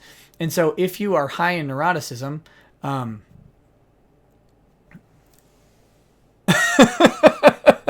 apparently the moderator needs to bear Moose's progeny. I don't know how to spell. You spelled it wrong. I'm drunk and you spelled it wrong, buddy. Thanks, Rafter. Let's see. So women on average are more prone to anxiety. That's a personality trait of neuroticism, and that's how that goes. So he has a footnote here. For heterosexual romantic relationships, men are more strongly judged by status and women by beauty. Again, this has biological origins and is culturally universal. And I would agree. And just about any reasonable person would agree that men are more visual beings than women. We're more concerned with their attractiveness than they are of us, thank God. And if you want evidence of this, just go look at the litany of stunningly attractive women who are dating shockingly average-looking men. It's not their looks that they're interested in, for the most part. Okay, so this is going back to women are more prone to anxiety. A solution is make tech and leadership less stressful. Google already partly does this with its many stress reduction courses and benefits. Uh-oh, that's the first yawn of the night. Now I'm screwed. Women on average look for more work-life balance, while men have a higher drive for status on average. And, I don't know if it's a higher drive for status or if it's just a willingness to sacrifice your young years to work. I think that might be more of a reality. And if I'm allowed to tangent here, am I allowed to tangent, guys?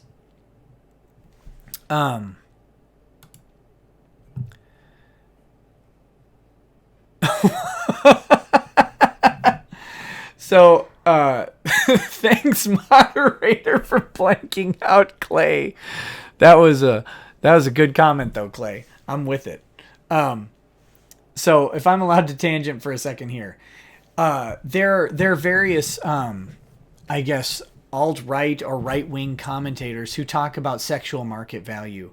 Sexual market value is a very popular topic with guys like Stefan Molyneux, and I have problems with Stefan Molyneux. I don't think he's wrong on everything, but I think he's, like everybody, a victim of certain biases, and that's okay. That is absolutely okay. But let's take a moment where let's take an aside to a place where I think he's not wrong, and that's in sexual market value. Women have a higher sexual market value when they're younger. And that's an unfortunate thing for women. Their sexual capital is at its peak between the ages of 18 and 25. And this is not just related to Stefani Maloney. Yeah. This is not just related to their relative attractiveness. It's related to their fertility and all sorts of other stuff. Okay? Men remain fertile for a very long time, presumably until their death. And that's not just because men die earlier than women. It's because men literally remain fertile until the later years in life, and women go through menopause. Right? These are obvious things. So the men can postpone their expenditure of sexual market capital or sexual capital to a later time. And actually, I think they say that men physically peak around the age of 30. Whereas as women physically peak at an earlier age. And what physically peak means, I don't know. Right now, I'm just talking off of stuff I've read probably years ago. So feel free to correct me in the chat. Feel free to correct me in the chat. I've got no problem with that. But women tend to have their sexual maturity happen at an earlier age than men. This is documented in all sorts of sex education classes that happen in high school, so blame the government for it. But when women's sexual capital runs out, their fertility has an actual clock attached to it, where men's has a diminishing returns clock. Maybe you can make the argument, or there's some research. Sorry for conflating argument and research. You can state that maybe men's sperm become less potent and less effective once they reach 35, and it starts to decline from there. And that might be true. I don't actually know. I'm not a doctor. Ask Matt Reifler. But if that's the thing, women actually run out of eggs at some point, go through menopause, and become completely infertile. So it's more beneficial for them to exploit that sexual capital at a younger age than men. Men can defer the use of their sexual market value to a later date. And actually, as we've already established, men's attractiveness, or not as we've already established, as Damore has asserted, okay, men's sexual market value, or just their market value in general, is not related as much to their physical attractiveness as women's is. And therefore, their ability to provide has, due to evolutionary psychology reasons, has been a driving factor in their market value. So if men can sacrifice some of their early sexual capital for the promise of a later sexual market value increased by their ability to provide, that is a trade-off from that sacrifice. It's a risk-reward proposition, and men find a better risk-reward outcome than women do in that thing. And it gives them the ability to start into a career earlier, to stay in a career longer, and to maximize their sexual market value. So there's that, right? That is one thing that Molyneux talks about that is, from my perspective, absolutely correct. The idea of sexual I'm slurring my speech now. I apologize. I better put this down for a minute and have some water. The idea that sexual market value is a real thing, and that sexual capital can be exploited for various ends, and is exploited inherently for various ends. Moose, I 100% agree. Moose, by the way, his sexual market value is higher than the Dow Jones Industrial Average, which is, maxing out. So, good job, Moose. Okay. So where were we? Unfortunately, as long as tech and leadership remain high-status, lucrative careers, men may disproportionately want to be in them. Allowing and truly endorsing as part of our culture part-time work, though, can keep more women in tech. So Damore is Keck. No, I'm not running out of drinks, but I still have this. Let me tangent again briefly. Men. I'm going to make some misogynistic statements here. Men are designed to do things the wrong way, and women are the foil to help them do things the right way. And my wife has informed me in the most clandestine of manners, so that you guys are unaware, that I am maybe drinking too much and I might die if I keep it up. So she's advised me to slow down. So that's why I'm trying to switch to water for a minute. Windows 95. Yeah, I'll marry you to one of the Americans on the stream. Pick one. We'll make it happen.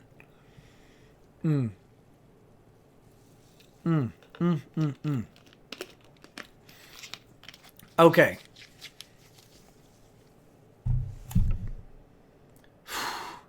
All right. So Damore has advocated that allowing and truly endorsing part-time work through the culture can keep more women in tech. And this is an interesting an interesting assertion. And we kind of see this in some of the larger corporations. At Wild Matsu, not always, but enough times. We can see this in large corporations like Best Buy. And I'm basing this not off of personal inside information on Best Buy, but off of some articles that I read in how they've changed their corporate structure. When you allow part-time work to be a valuable contributor at all levels, then you create this cool environment where people don't necessarily have to ascribe to the 9 to 5 sort of default, and instead they can contribute in real meaningful ways. And let's be honest, like, the average 40-hour worker isn't working 40 hours a week. I think a full-time employment worker who's scheduled 40 hours a week actually does something like 28 to 30 hours of work during the week, and that's if we're being generous. So the idea that we can recognize someone who will put in 20 hours of time, recognize their contribution as valuable beyond some sort of entry-level thing, is a novel idea. And the idea that we can have part-time executives, and by the way, the cynical approach is that executives are part-time anyway, right? That they're out golfing or they're doing something other than working. Partly, marry Ashley to me, please. I like it when they resist. Done deal. We'll find out. And Ashley, you can expect some serious. You can expect some legal documentation coming your way. It'll be great. Like, why I own my own business is because my hours are flexible, and the idea of putting in 40 hours of work while being a dad of 5 kids who are homeschooled is difficult. So we need to start recognizing that part-time people can be highly influential at all levels of a business. And I think this is actually a greatly novel way that Damore is suggesting to allow not just women, but all sorts of people in all sorts of diverse scenarios to have a higher status, a higher per hour wage, and really contribute in ways to the company that maybe weren't contemplated at the beginning. Okay. The male gender role is currently inflexible. Feminism has made progress in freeing women from the female gender role, but men are still very much tied to the male gender role. If we as a society allow men to be more feminine, then the gender gap will shrink, although probably because men will leave tech and leadership for traditionally feminine roles. And Keck, how does marrying a foreigner work in the USA? I was corrected. You automatically don't get citizenship after marrying, or have I been fooled? That's correct. You don't automatically get citizenship for marrying a United States citizen. There's still a process. Sometimes that process takes time, and during that time you have to remain or return to your native country if your visa has expired, or if you've not been granted a visa. And the other problem is if you marry, there is a time period where the immigration court can determine that the marriage was not for legitimate reasons, but rather for reasons of citizenship, and can annul the marriage and actually deport people. So green card marriages are a thing, but people should not talk about them publicly, because the possibility of an ICE agent seeing a green card marriage evidence on something like Facebook could end up in annulment and deportation, and potentially some sort of fine or jail time for the citizen spouse. So, how can you easily become a citizen? First, you should probably immigrate to some underprivileged country, and then come to America. And unfortunately, that's the easy way. But honestly, though, getting married is probably one of the quickest paths to citizenship. It's not a guaranteed in that it doesn't happen right away, but it does happen. So marrying a U.S. citizen is the way to go. Talk to Clay. I'm sure or Moose. I'm sure they have a harem you can borrow from. Yes, I do. I do mean a shithole country. By the way, the funniest, again, not a Trump guy, never have been, but he's the president now, so whatever, and we should be fair. That is the most unreasonable controversy I can think of, and it's great. It's great. Oh, yeah. So anyway. Don't call these terrible countries. Okay, well, let's send people back there. Well, wait, they have non-functioning governments, terrible economies, horrific natural disasters, and a militant regime who is hacking people's heads off. Why shouldn't we talk about them as bad places? I don't know. All right. So going back to Damore here, I think he's right, and I don't think this is necessarily a thing with between the male and female genders, that females have had the opportunity to progress for a long time, and the male gender has not, and maybe it depends on how you define progression. Some people might suggest that males don't need to progress because, as the privileged upper class, progression isn't really a thing that they can do, that they would need to first become an underprivileged underclass, and then that would allow them to find avenues to progress. But I don't think that's true. I think that females have had more opportunity to progress because males, through tradition, males have taken on this role of provider, and as stated before, being too busy providing to complain about things, that's like a real outcome. Again, decision fatigue is a real thing, and if men on whole are working, if we go back to the 40s, men are working 12 to 16 hour days, 5 to 7 days a week. They really didn't have time to come home and complain.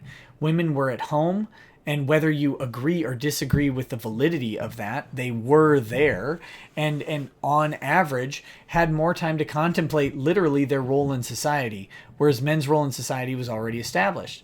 So going back 100 years, you find that women have the ability to progress, and men are only now getting to the point where that progression can take place. And if we go ahead and take that argument and run with it, the idea let's take at face value the idea that gender is a construct, and the social construct can be breached. And so if we breach this construct and allow men to be more traditionally feminine, because as we're encouraging females to be more traditionally masculine, then we should see some crossover, and we should see men finding fulfillment in other things than merely status and provision, because as a society, we've advanced to the point where we don't need a dedicated provider class. Like, that's the most important thing here. Like, we have advanced so far that we don't need to dedicate 50% of the population to providing, because the other 50% can also do it. That's amazing. Never in human history have we had more gender parity in the provider role that we've had now. Never before have women been able to provide in the same manner that we have now. And it allows these traditional gender stereotypes to be broken down. And that's an interesting proposition. And I think it's great that we can call people who break this stereotype soy boys, because soy boys is one of the funniest insults I've ever seen, whether you agree with it, because it immediately sends people into a rage. Fred, I'm sorry I start the stream so late because I do spend time with my wife and kids after work. That's why. That's the sole reason, and because I like them, even when they're pests. I really do enjoy spending time with them, and I was at work a lot of the day today, so that's just how it goes. 10:30 is like the happiest medium I can come to, being Central Time. Clay is not 5'5". Clay is like 5'2". Let's be real. But Clay is 6'3" in his writing credentials, and everyone should respect that. Pony, finish the stream, always. Okay. Philosophically, let's get back to this memo. I'm never going to get through this. This will take like 5 live streams. Philosophically, I don't think we should do arbitrary social engineering. Yes, Hot Snaj is right. Get me to 10,000 a month and I will live stream constantly. It'll be great. Ooh. Shelby, who are you? What movie is better, Goodfellas or Casino? That is, man, that's a Sophie's Choice. And I don't mean the kids. I mean the real Sophie's Choice, right?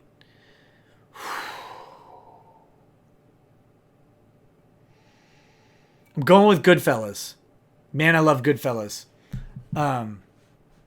I get that you're you, but like Goodfellas and Casino goes back to a very old friend of mine that we used to watch that movie a lot. So that's why I bring that up. That's a tough call, but I got to stick with Goodfellas. Okay. Philosophically, I don't think we should do arbitrary social engineering just to make it appealing to equal portions of both men and women. And they shouldn't, because this would be disruptive to the business process. And ultimately, Google is a business. And I don't know how the like little, holy crap, the stream is really slow right now. Just give me a second. Please don't fail out. My internet is rural. It is rural. I'm waiting this out.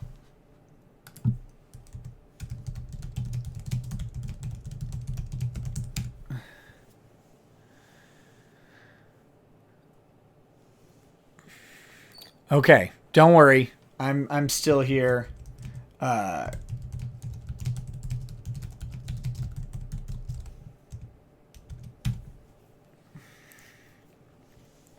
Just a second. Whoa. The stream is offline. No, it's coming back. It's coming back. Here we go. All right. Okay. So, Windows 95. If Clay is 5'6", I'm a girl called Amelie. Olsen BTFO. All right. It seems like I'm back in the green on the... it seems like I'm back in the green on everything, and it's catching up. My end is a little ahead of yours, so I apologize for the delay. I am on Country Bumpkin Internet, which has just a terrifically slow upload speed, and apparently Charter doesn't understand why an upstream is important.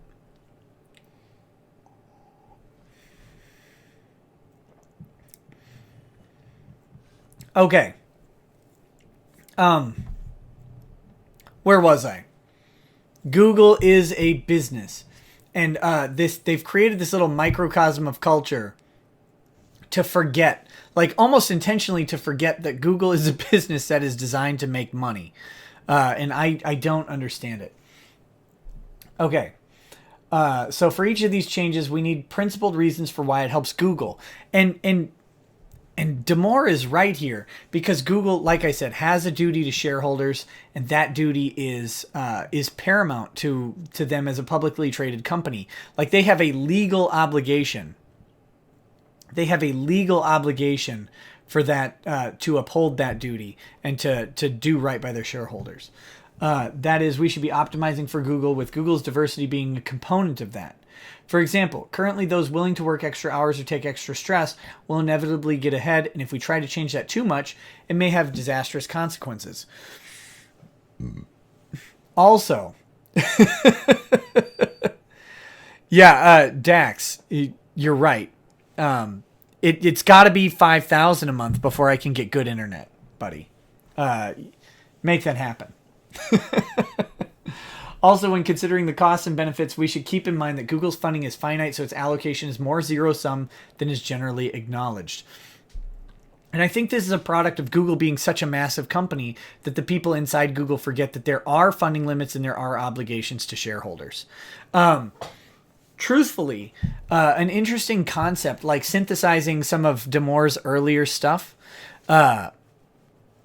synthesizing his earlier assertions about how to improve women or how to bring women to more prominence in tech, and this sort of idea is that rather than providing this sort of culture of extra work hours and overtime, they could actually implement part-time developers or part-time producers of whatever content they need produced, and promote them in a way that would allow people to take less overtime and allow the part-time people to take more prominence.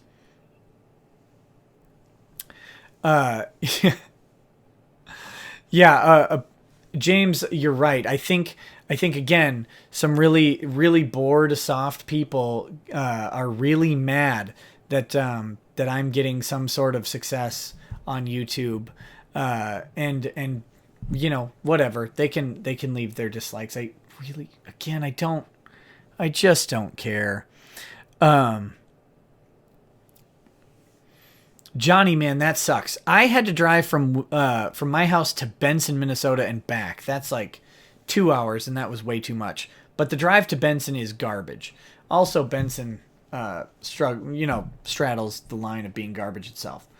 So, okay, on to where are we? Like, how much more do we have left? I think I've only gotten through, we only have like 3 pages. This is great. Only like 2 hours left.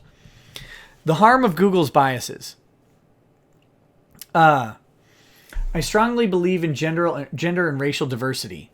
I don't know what believing in gender and racial diversity actually means. Like, I believe that genders and races are diverse, or is he believing in the concept that we should foster gender and racial diversity in some way? I'm not sure, but I think that's mostly a placating line, because as we all know from objective reporting from Wired, that Damore is an alt-right shill. I think you're right, Scott, and I try to do that sometimes. The obvious inherent thought is to defend yourself, and I will try and defend myself less and just be more self-deprecating. So we'll go through that. I think you're right. You're onto something there. Okay, so I think we should strive for more. So he's saying that we should actually engineer some sort of gender and racial diversity. I'm unwilling. I can defend my actions. My actions are I am not subject to your fragility. You're yes, Matthew Osborne. We are going through this document like the NFL through the last 2 minutes of a game. This will be decades long. All right. So, Tab. Thanks, buddy. I agree. Fuck them. That's wise words from a wise man. I think we should strive for more racial and gender diversity. I don't necessarily agree with Damore's point here. I don't, at the risk of sounding like I am the least ethnocentric person I can think of. But at the risk of sounding that way and taking that risk and running with it for the benefit of reward, I don't think there's an inherent benefit to gender and racial diversity. I think we should honestly just look for who's the best at performing a job and take that person. Who cares who it is? That's the ultimate outcome of society, right? Is who cares who is performing the job so long as they are the most competent person to do it. I guess I'm a racist hate machine. Let's see. Google has created several discriminatory practices. Oh, wait. However, to achieve a more equal gender and race representation, Google has created several discriminatory practices. Programs. So first, programs mentoring in classes only for people with certain gender or races. Like this is presumptively illegal under California statutes. So that's funny.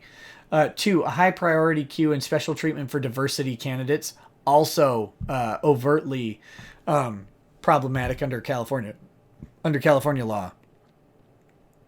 Leon, is that you, Leon? I don't know. Did I just dox you? I have not made ramen either, and I am desperately waiting for my opportunity to eat some ramen tonight. Hiring practice which can effectively lower the bar for diversity candidates by decreasing the false negative rate. Reconsidering any set of people if it's not diverse enough, but not showing that same scrutiny in the reverse direction, which is a clear confirmation bias. Okay, sure. Setting org level OKRs. Does anybody know what OKRs are? I don't know. For increased representation, which can incentivize illegal discrimination. And this is really the crux of the memo. Yeah, I am a confirmed bigot. I do believe myself to be more correct than other people.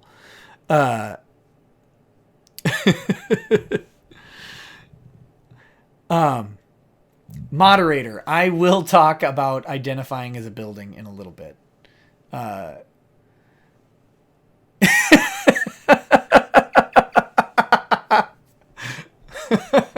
Moose, you aren't fat and ugly? Okay, Shelby. Gosh, it's the toughest question in the world. From the Rafter. Clay did 9/11. I think we all know this, and I think the only people who don't know that Clay did 9/11 is probably the Bush regime. So thank goodness. I will say that Moose is one of the most handsome and non-fat men that I know. Good job, Moose. Get me a couple more drinks and I'll really start complimenting Moose, and this will get real awkward real quick. I should talk about ulcers, objectives and key results. Okay. Thank you, Hot Snaj and James, for objectives and key results, and Chad and Tomekeeper. Okay, so and again, thank you guys for bearing with. I have to know like a trillion acronyms for legal stuff. I still know like a million because I've forgotten from trillion down to million, acronyms from my Wells Fargo and Thrivent Financial days. There are acronyms all over the place. So objectives and key results. Setting org level objective key results for increased representation, which can incentivize illegal discrimination. This is like presumptively illegal. But let me address this. You should talk about ulcers. I somehow do not have ulcers. And I say somehow because I got a little bit of flack. For those of you who don't familiarize yourself with the Dick Show, you should, and I apologize for this tangent. But I got some flack for saying that literally everything makes me a rage. But I am, despite my happy demeanor, I am angry at stuff, at everything, basically all the time. And that's kind of a product of one, being in a small town, and of two, being a lawyer in that small town and having to deal with like overtly stupid people on either side of any given issue, and on both sides of any given issue, right? And I'm not talking about my clients. I'm talking about the fact that I will represent people on both sides of an issue, and therefore I deal with stupidity on both sides. It's phenomenal. And then dealing with that same stupidity as far as dealing with other lawyers, you would be, maybe you wouldn't be shocked. I don't know. But like the lack of willingness to just engage with people in a real way because you have this title of lawyer next to you.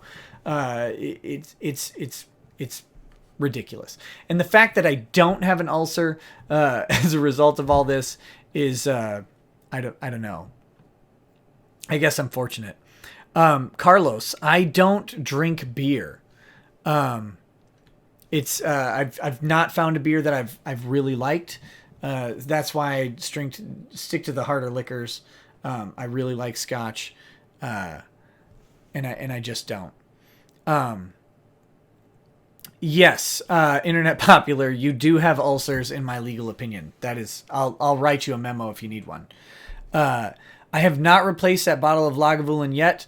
The bottle that I bought just recently is this Hibiki, which is very good. And I have a bottle from a dickhead. And I say dickhead in the manner of not a pejorative label, but as a fan of the Dick Show. A dickhead who is also a fan of my channel has sent me a bottle of White McKay, which I'll be picking up tomorrow from FedEx. Because I was running around being lawyerly this morning and missed the delivery. But I have a bottle of White McKay coming, so I have not purchased another bottle of Lagavulin, although Lagavulin is always on my short list of purchases. Okay. So, yeah, this is an issue. Incentivizing illegal discrimination, setting quotas, racial and gender quotas is presumptively illegal because it necessarily relies on the idea of discrimination against other groups that are still protected classes. And so, I do like, I'm getting distracted here. I do like hard cider. I like, what is it? I like, Angry Orchard hard ciders. I'm really starting to blank here, but there's like, there's a different hard cider. They have like the best commercials ever, with guys like chopping down trees with their hands or whatever. But Stearns and Foster, is that it? Gosh, I feel like that's a mattress company, and I'm at the point where I just don't remember anymore. But it's the other hard cider I was not a fan of. So if you want to correct me, I'll give you a shout out for calling out the correct name of that hard cider. I do like hard ciders a little bit. I certainly like them more than beer. It's not woodchuck as far as I know. And my moderator and savior is telling me to focus. So I'm going for it. All right. Woo. Okay. So, yeah, I should focus and finish this document. How far do I have to travel for Scotch? About a mile, buddy. These practices are based... Oh, wait, sorry. So he's got some footnotes in here. Stretch, Bold, CSSI, Engineering Practicum to an extent, and several other Google-funded internal and external programs are for people with a certain gender or race. This is a problem. We got rid of segregation. Segregation is not good. Number 6 footnote. Instead, set Google Geist OKRs potentially for certain demographics.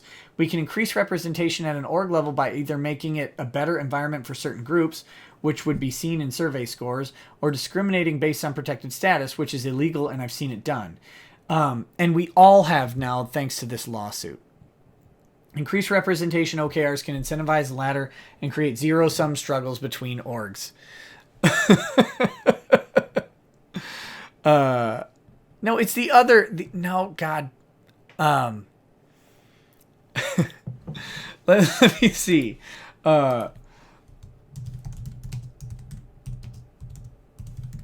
What is it? God dang it.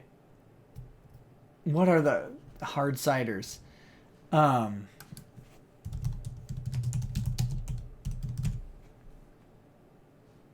Smith and Forge. How dare you guys not know? Smith and Forge. Smith and Forge is the hard cider. I had to look it up because you guys have let me down. So Smith and Forge is the hard cider. I tried it. I thought it was absolutely garbage.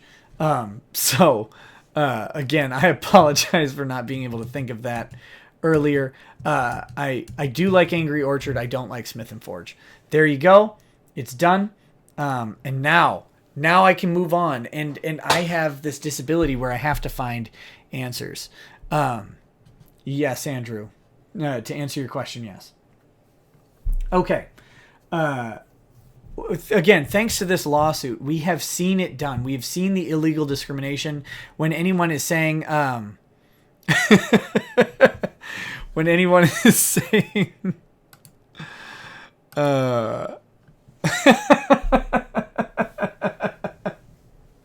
sorry, guys, like, you guys are watching me, but I'm watching my moderator, who is just hilarious.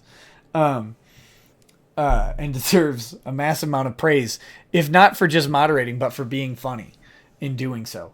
Due to this lawsuit, we have seen the discrimination done. Keeping a blacklist of people based on their race and political views, not acceptable behavior for a hiring manager. So increased representation OKRs can incentivize the ladder and create zero-sum struggles between orgs. What's that? Whatever. Who cares?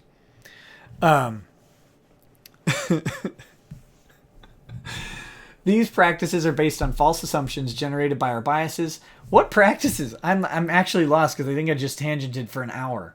The harm of Google's biases. Okay, so the 5, 1, 2, 3, 4, 5. Ooh, I can still count. The 5 things that Damore laid out are based on false assumptions generated by our biases and can actually increase race and gender tensions. And he links to businessforum.com, Wall Street Journal, Race on Campus. Okay, we're told by senior leadership that what we're doing is both the morally and economically correct thing to do. Sorry, I just got a good message. Both the morally and economically correct thing to do, but without evidence. This is just veiled left ideology that can irreparably harm Google. Why we're blind. We all have biases and use motivated reasoning to dismiss ideas that run counter to our internal values. Just as some on the right deny science that runs counter to the God is greater than humans is greater than environment hierarchy, e.g. evolution and climate change, the left tends to deny science concerning biological differences between people, e.g. IQ and sex differences. And that's a shout out for you, Gas and Heaps. I think Damore would have a good conversation with you on the IQ stuff. Probably a better research one than mine. Thankfully, climate scientists and evolutionary biologists generally aren't on the right. I don't know why that's thankful. Unfortunately, the overwhelming majority of humanities and social sciences lean left. I do think that is unfortunate. About 95%, and he has a citation to Heterodox Academy. Maybe bias there, which creates enormous confirmation bias. links to the New Yorker, changes what's being studied and maintains myths like social constructionism and the gender wage gap. Google's left-leaning makes us blind to this bias and uncritical of its results, which we're using to justify highly politicized programs. In addition to the left's affinities for those it sees as weak, humans are generally biased towards protecting females. That's because they make the babies, right? And protecting them is important because gestation takes a long time. And again, as we've said, they have a limited window to produce offspring. As mentioned before, this likely evolved because males are biologically disposable. Aw, that seems rude. And because women are generally more cooperative and agreeable than men. Again, not so sure about that one, but I'll take it. We have extensive government and Google programs. Fields of study. I didn't take time with that one. Fields of study and legal and social norms to protect women. But when a man complains about gender issue affecting men, he's labeled as a misogynist and a whiner. I'm not on my narcolepsy meds right now, Andrew. That's why my narcolepsy meds actually would make me significantly more drunk right now, and it would be disastrous. I try not to drink while on them. I learned that the hard way. Not good. We have extensive government and Google programs, fields of study, and legal and social norms to protect women, but when a man complains about a gender issue affecting men, he's labeled as a misogynist and a whiner. This is true. And a lot of times by men. Nearly every difference between men and women is interpreted as a form of women's oppression. As with many things in life, gender differences are often a case of grass being greener on the other side. Unfortunately, taxpayer and Google money is being spent to water only one side of the lawn. Damore, way to carry the metaphor through the end of the paragraph. That was just, there you go. So footnotes. Communism promised to be both morally and economically superior to capitalism, and then it starved a bunch of people and killed them. But every attempt became morally corrupt and an economic failure. As it became clear that the working class of the liberal democracies wasn't going to overthrow their capitalist oppressors, the Marxist intellectuals transitioned from class warfare to gender and race politics. So he's making the argument that the modern SJW is Marxist ideology. This is a very popular argument, and I think there's a lot of validity to it. By the way, Clay, you can be whatever height you need to be, buddy. Just hit that super chat. Hit that super chat up and you can be 6'2", you can be 6'3", you can be 6'5". Anyway. I'm joking, Clay. Don't donate to me. The core oppressor-oppressed dynamics remain, but now the oppressor is the white, straight, cisgendered patriarchy. Number 8. Ironically, IQ tests were initially championed by the left when meritocracy meant helping the victims of aristocracy. That seems to be a proper use of irony, so good idea. Number 9. Yes, in a national aggregate, women have lower salaries than men for a variety of reasons. For the same work, though, women get paid just as much as men, and you can actually find... you guys might know, I think her name is Casey or something like that. There's a woman who has a fantastic discussion about the gender pay gap. She writes for the Wall Street Journal from time to time as a contributor. You should check her out, and I'm not going to look her up because I'm way too far gone for this. Women get paid just as much as men. Actually, I think they get paid a little more on a work-for-work basis. Considering women spend more money than men, and if you're married, you know that, and that salary represents how much of the employee sacrifices, e.g. more hours, stress, and danger, we really need to rethink our stereotypes around power. Footnote 10. The traditionalist system of gender does not deal well with the idea of men needing support. Men are expected to be strong, to not complain, like this is the root of stoicism, right? And to deal with problems on their own. Men's problems are more often seen as personal failings rather than victimhood. This is absolutely true, and I support this. Due to our gendered idea of agency. This discourages men from bringing attention to their issues, whether individual or group-wide issues, for fear of being seen as whiners, complainers, or weak. I know Casey Anthony killed her kid. You're a dummy. I don't care how much you donate to me. I didn't say it was Casey Anthony. Don't make me look this up. I don't have time to tangent.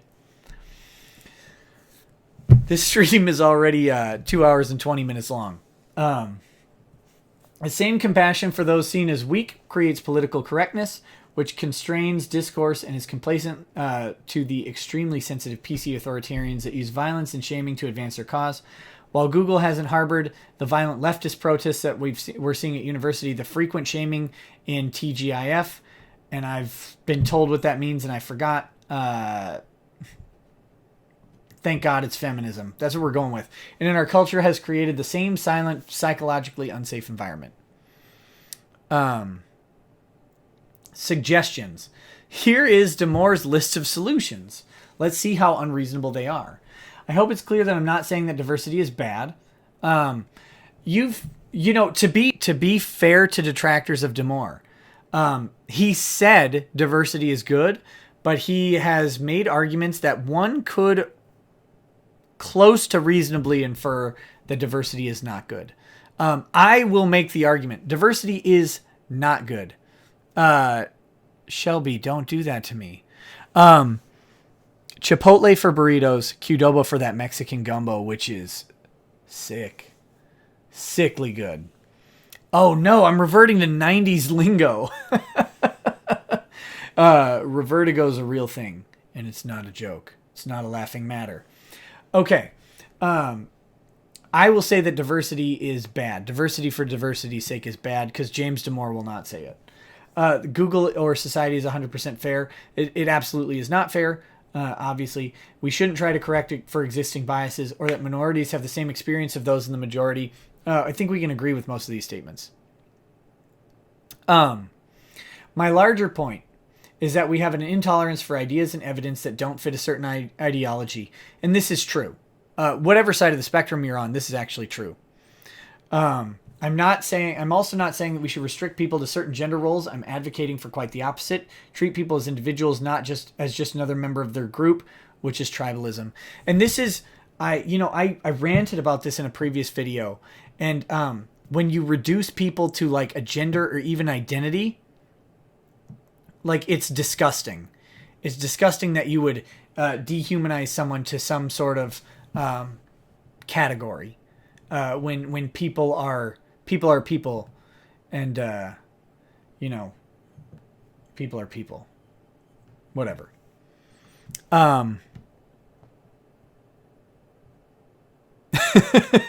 Checkmate. Correct. Unicorn-shaped building. Unicorn-shaped building. I have to know. What do you call it when you get multiple building identifying persons in an area? Please let me know when you get that, because I'm ahead of you. I'm ahead of you both in life and in buffering. My concrete suggestions are two. These are concrete suggestions. So apparently Damore is okay with identifying as a building so long as it's not made of wood. Demoralize diversity. As soon as we start to moralize an issue, we stop thinking about it in terms of costs and benefits, dismiss anyone that disagrees as immoral, and harshly punish those we see as villains to protect the victims. This is true. We make moral arguments become moral mandates. That's just the way that we work. Stop alienating conservatives. And this is just a good idea. Like, don't alienate any particular part of your population. You're a workplace, not a social club.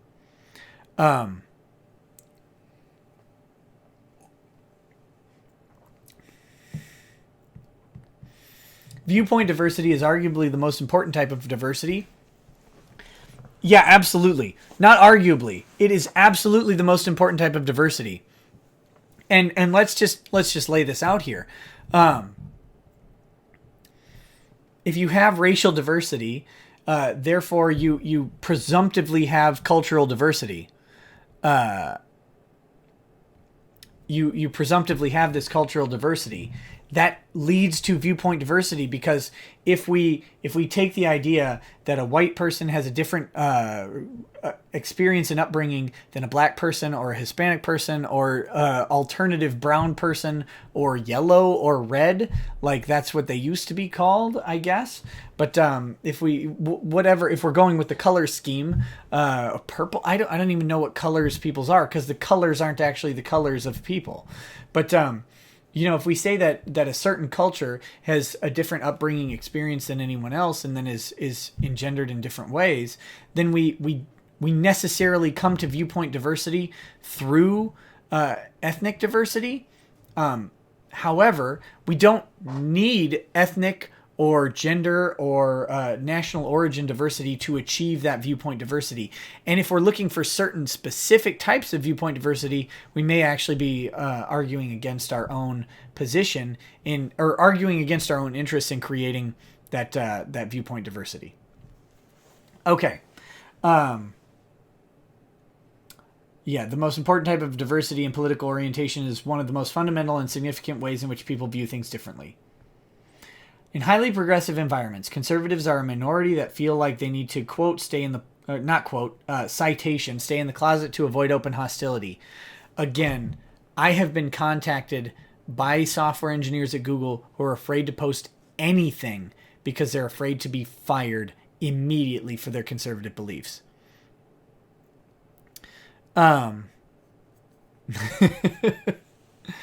Yeah, shut me down. That's good. We should empower those with different ideologies to be able to express themselves. And this is true. No matter what side of the spectrum you're on, we've got to stop this shutting down speech from either side. We have to hear the other people out, if for nothing else than to reinforce the lucidity of our own arguments versus the lunacy of theirs. Alienating conservatives is both non-inclusive and generally bad business, because conservatives tend to be higher in conscientiousness, which is required for much of the drudgery and maintenance work characteristic of a mature company. Right. Like the idea that conservatives are the workhorses and liberals are the dreamers, if you want to run with that, you can't just have a group of visionaries and you can't just have a group of workhorses. A group of visionaries will never get anything done, and a group of workhorses will never advance. This is part of Damore's thesis. What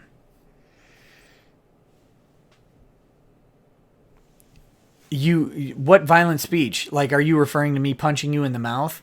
If you're a building, is your mouth the door? Or is your mouth a window? Help me out here. Where do I punch to punch in the mouth of a building? Next point, confront Google's biases. I'm mostly concentrated on how our biases cloud our thinking about diversity and inclusion, but our moral biases are farther reaching than that. I would start by breaking down Google Guys sources by political orientation and personality to give fuller picture on how our biases are affecting our culture.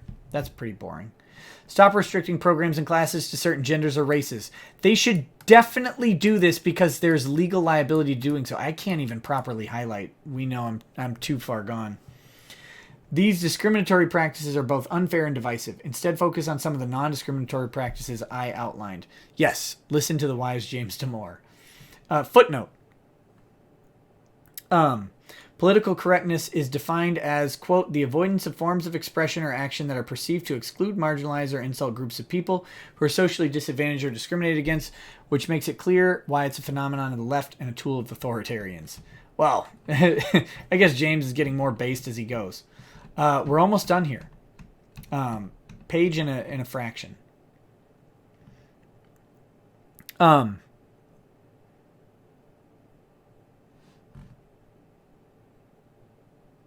Why do you want pictures of my wife?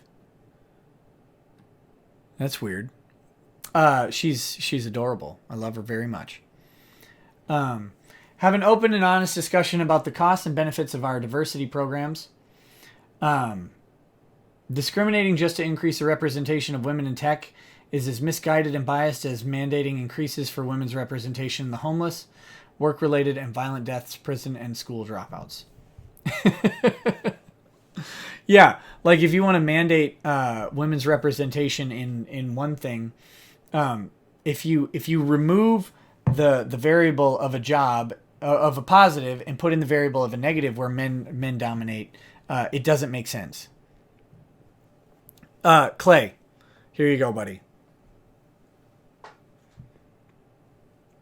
It is probably my last sip of whiskey for the night, because my liver is sending me email.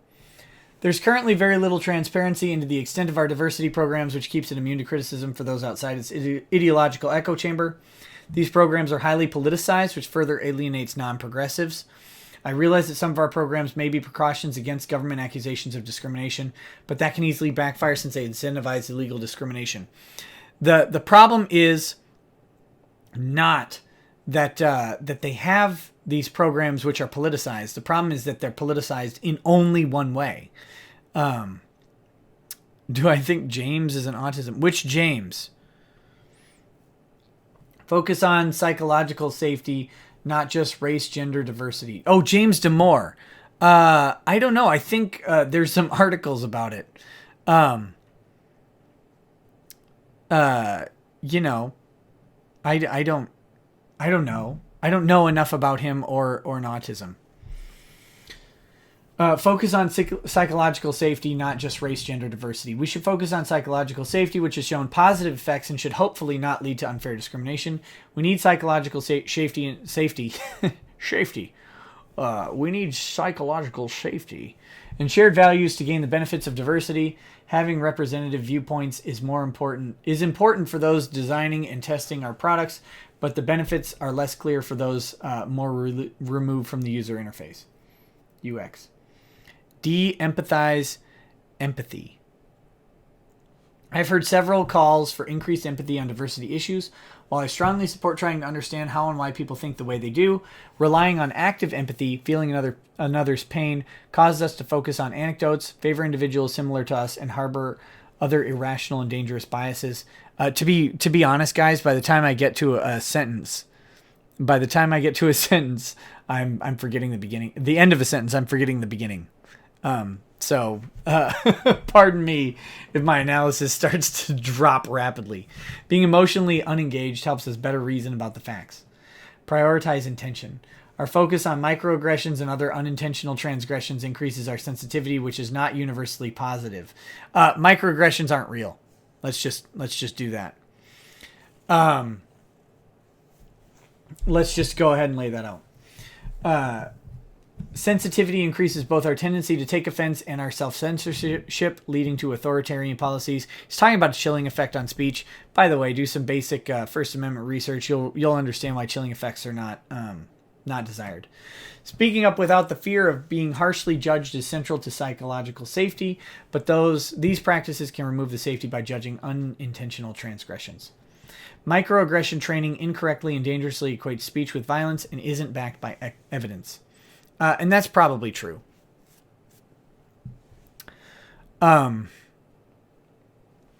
Be open about the science of human nature. Once we acknowledge that not all differences are socially constructed or due to discrimination, we open our eyes to a more accurate view of the human condition, which is necessary if we actually want to solve problems. And then reconsider making unconscious bias training mandatory for promo committees. Unconscious bias training is nonsense. Again, unconscious bias, if we accept it at face value, the training then would be unconsciously biased towards the desired or the perceived result. So that's problematic. That's circular. I am not sorry. I forget. Refuse. I refuse to apologize for my microaggressions. Point one, we haven't been able to measure any effect of our unconscious bias training. It has the potential for overcorrecting or backlash, especially if made mandatory. Point two, some of the suggested method of the current training, version 2.3, because Google's training has version methods similar to their software releases. I wonder if they're named after suites, are likely useful, but the political bias of the presentation is clear from the factual inaccuracies in the example shown. And three, spend more time on many other types of biases besides stereotypes. Stereotypes are much more accurate and responsive to new information than the training suggests. I'm not advocating for using stereotypes. I'm just pointing out James, apostrophe M, I just pointing out, like caveman, the factual inaccuracy of what's being said in the training. There you go, folks. There's the memo. We're at 2.5 hours. I think that's a successful live stream, and I probably need to go to bed very soon here. So this is your last chance to throw in any chat or super chat questions. I'm really pretty much done. So if you've got anything, drop it now. I'm gonna leave the stream running because when I've ended the stream on other live streams, I get a complaint that the last like couple minutes is dropped out. So this is oh my goodness. So super chat from the rafter. Stephen Bailey is a dummy. This is the most true super chat of the night. Stephen Bailey is a dummy, and he's got a girl's name. And he can deadlift more than I can, but I am a way better poet than he is. So, oh my goodness. I go with instant ramen hot snosh. Just because I'm so lazy, I don't want to pre-make a bunch of dried noodles. But I buy the top shelf instant ramen. And I need to end this live chat like right away. The Google hot goss is that I apparently have made the hate lists in Google, and apparently passing around these videos is problematic. You can be liable for someone. Wait, can you be liable for someone's pain and suffering when you defend your home? If you shoot a perpetrator in the dick, can he successfully sue me? Possibly. That's possible. It depends if they could prove that your intent was to cause pain and suffering rather than to stop a threat. What brand of what? Call out Olsen. Johnny Olsen is my dude. Wild Matsu, thanks again. You are all gay. Yes, everyone in this chat is gay. Wild Matsu has donated, so that's a real thing. I am not, however, and may need to get going. Gaston, I will do a video on becoming a lawyer. It would take a long time today, but I will do a video. I'm actually doing a video for my channel very soon about getting to know me.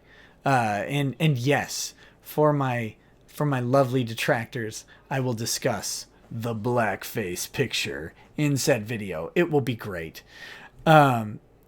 Thank you, The Rafter. I'm glad I can contact a nun.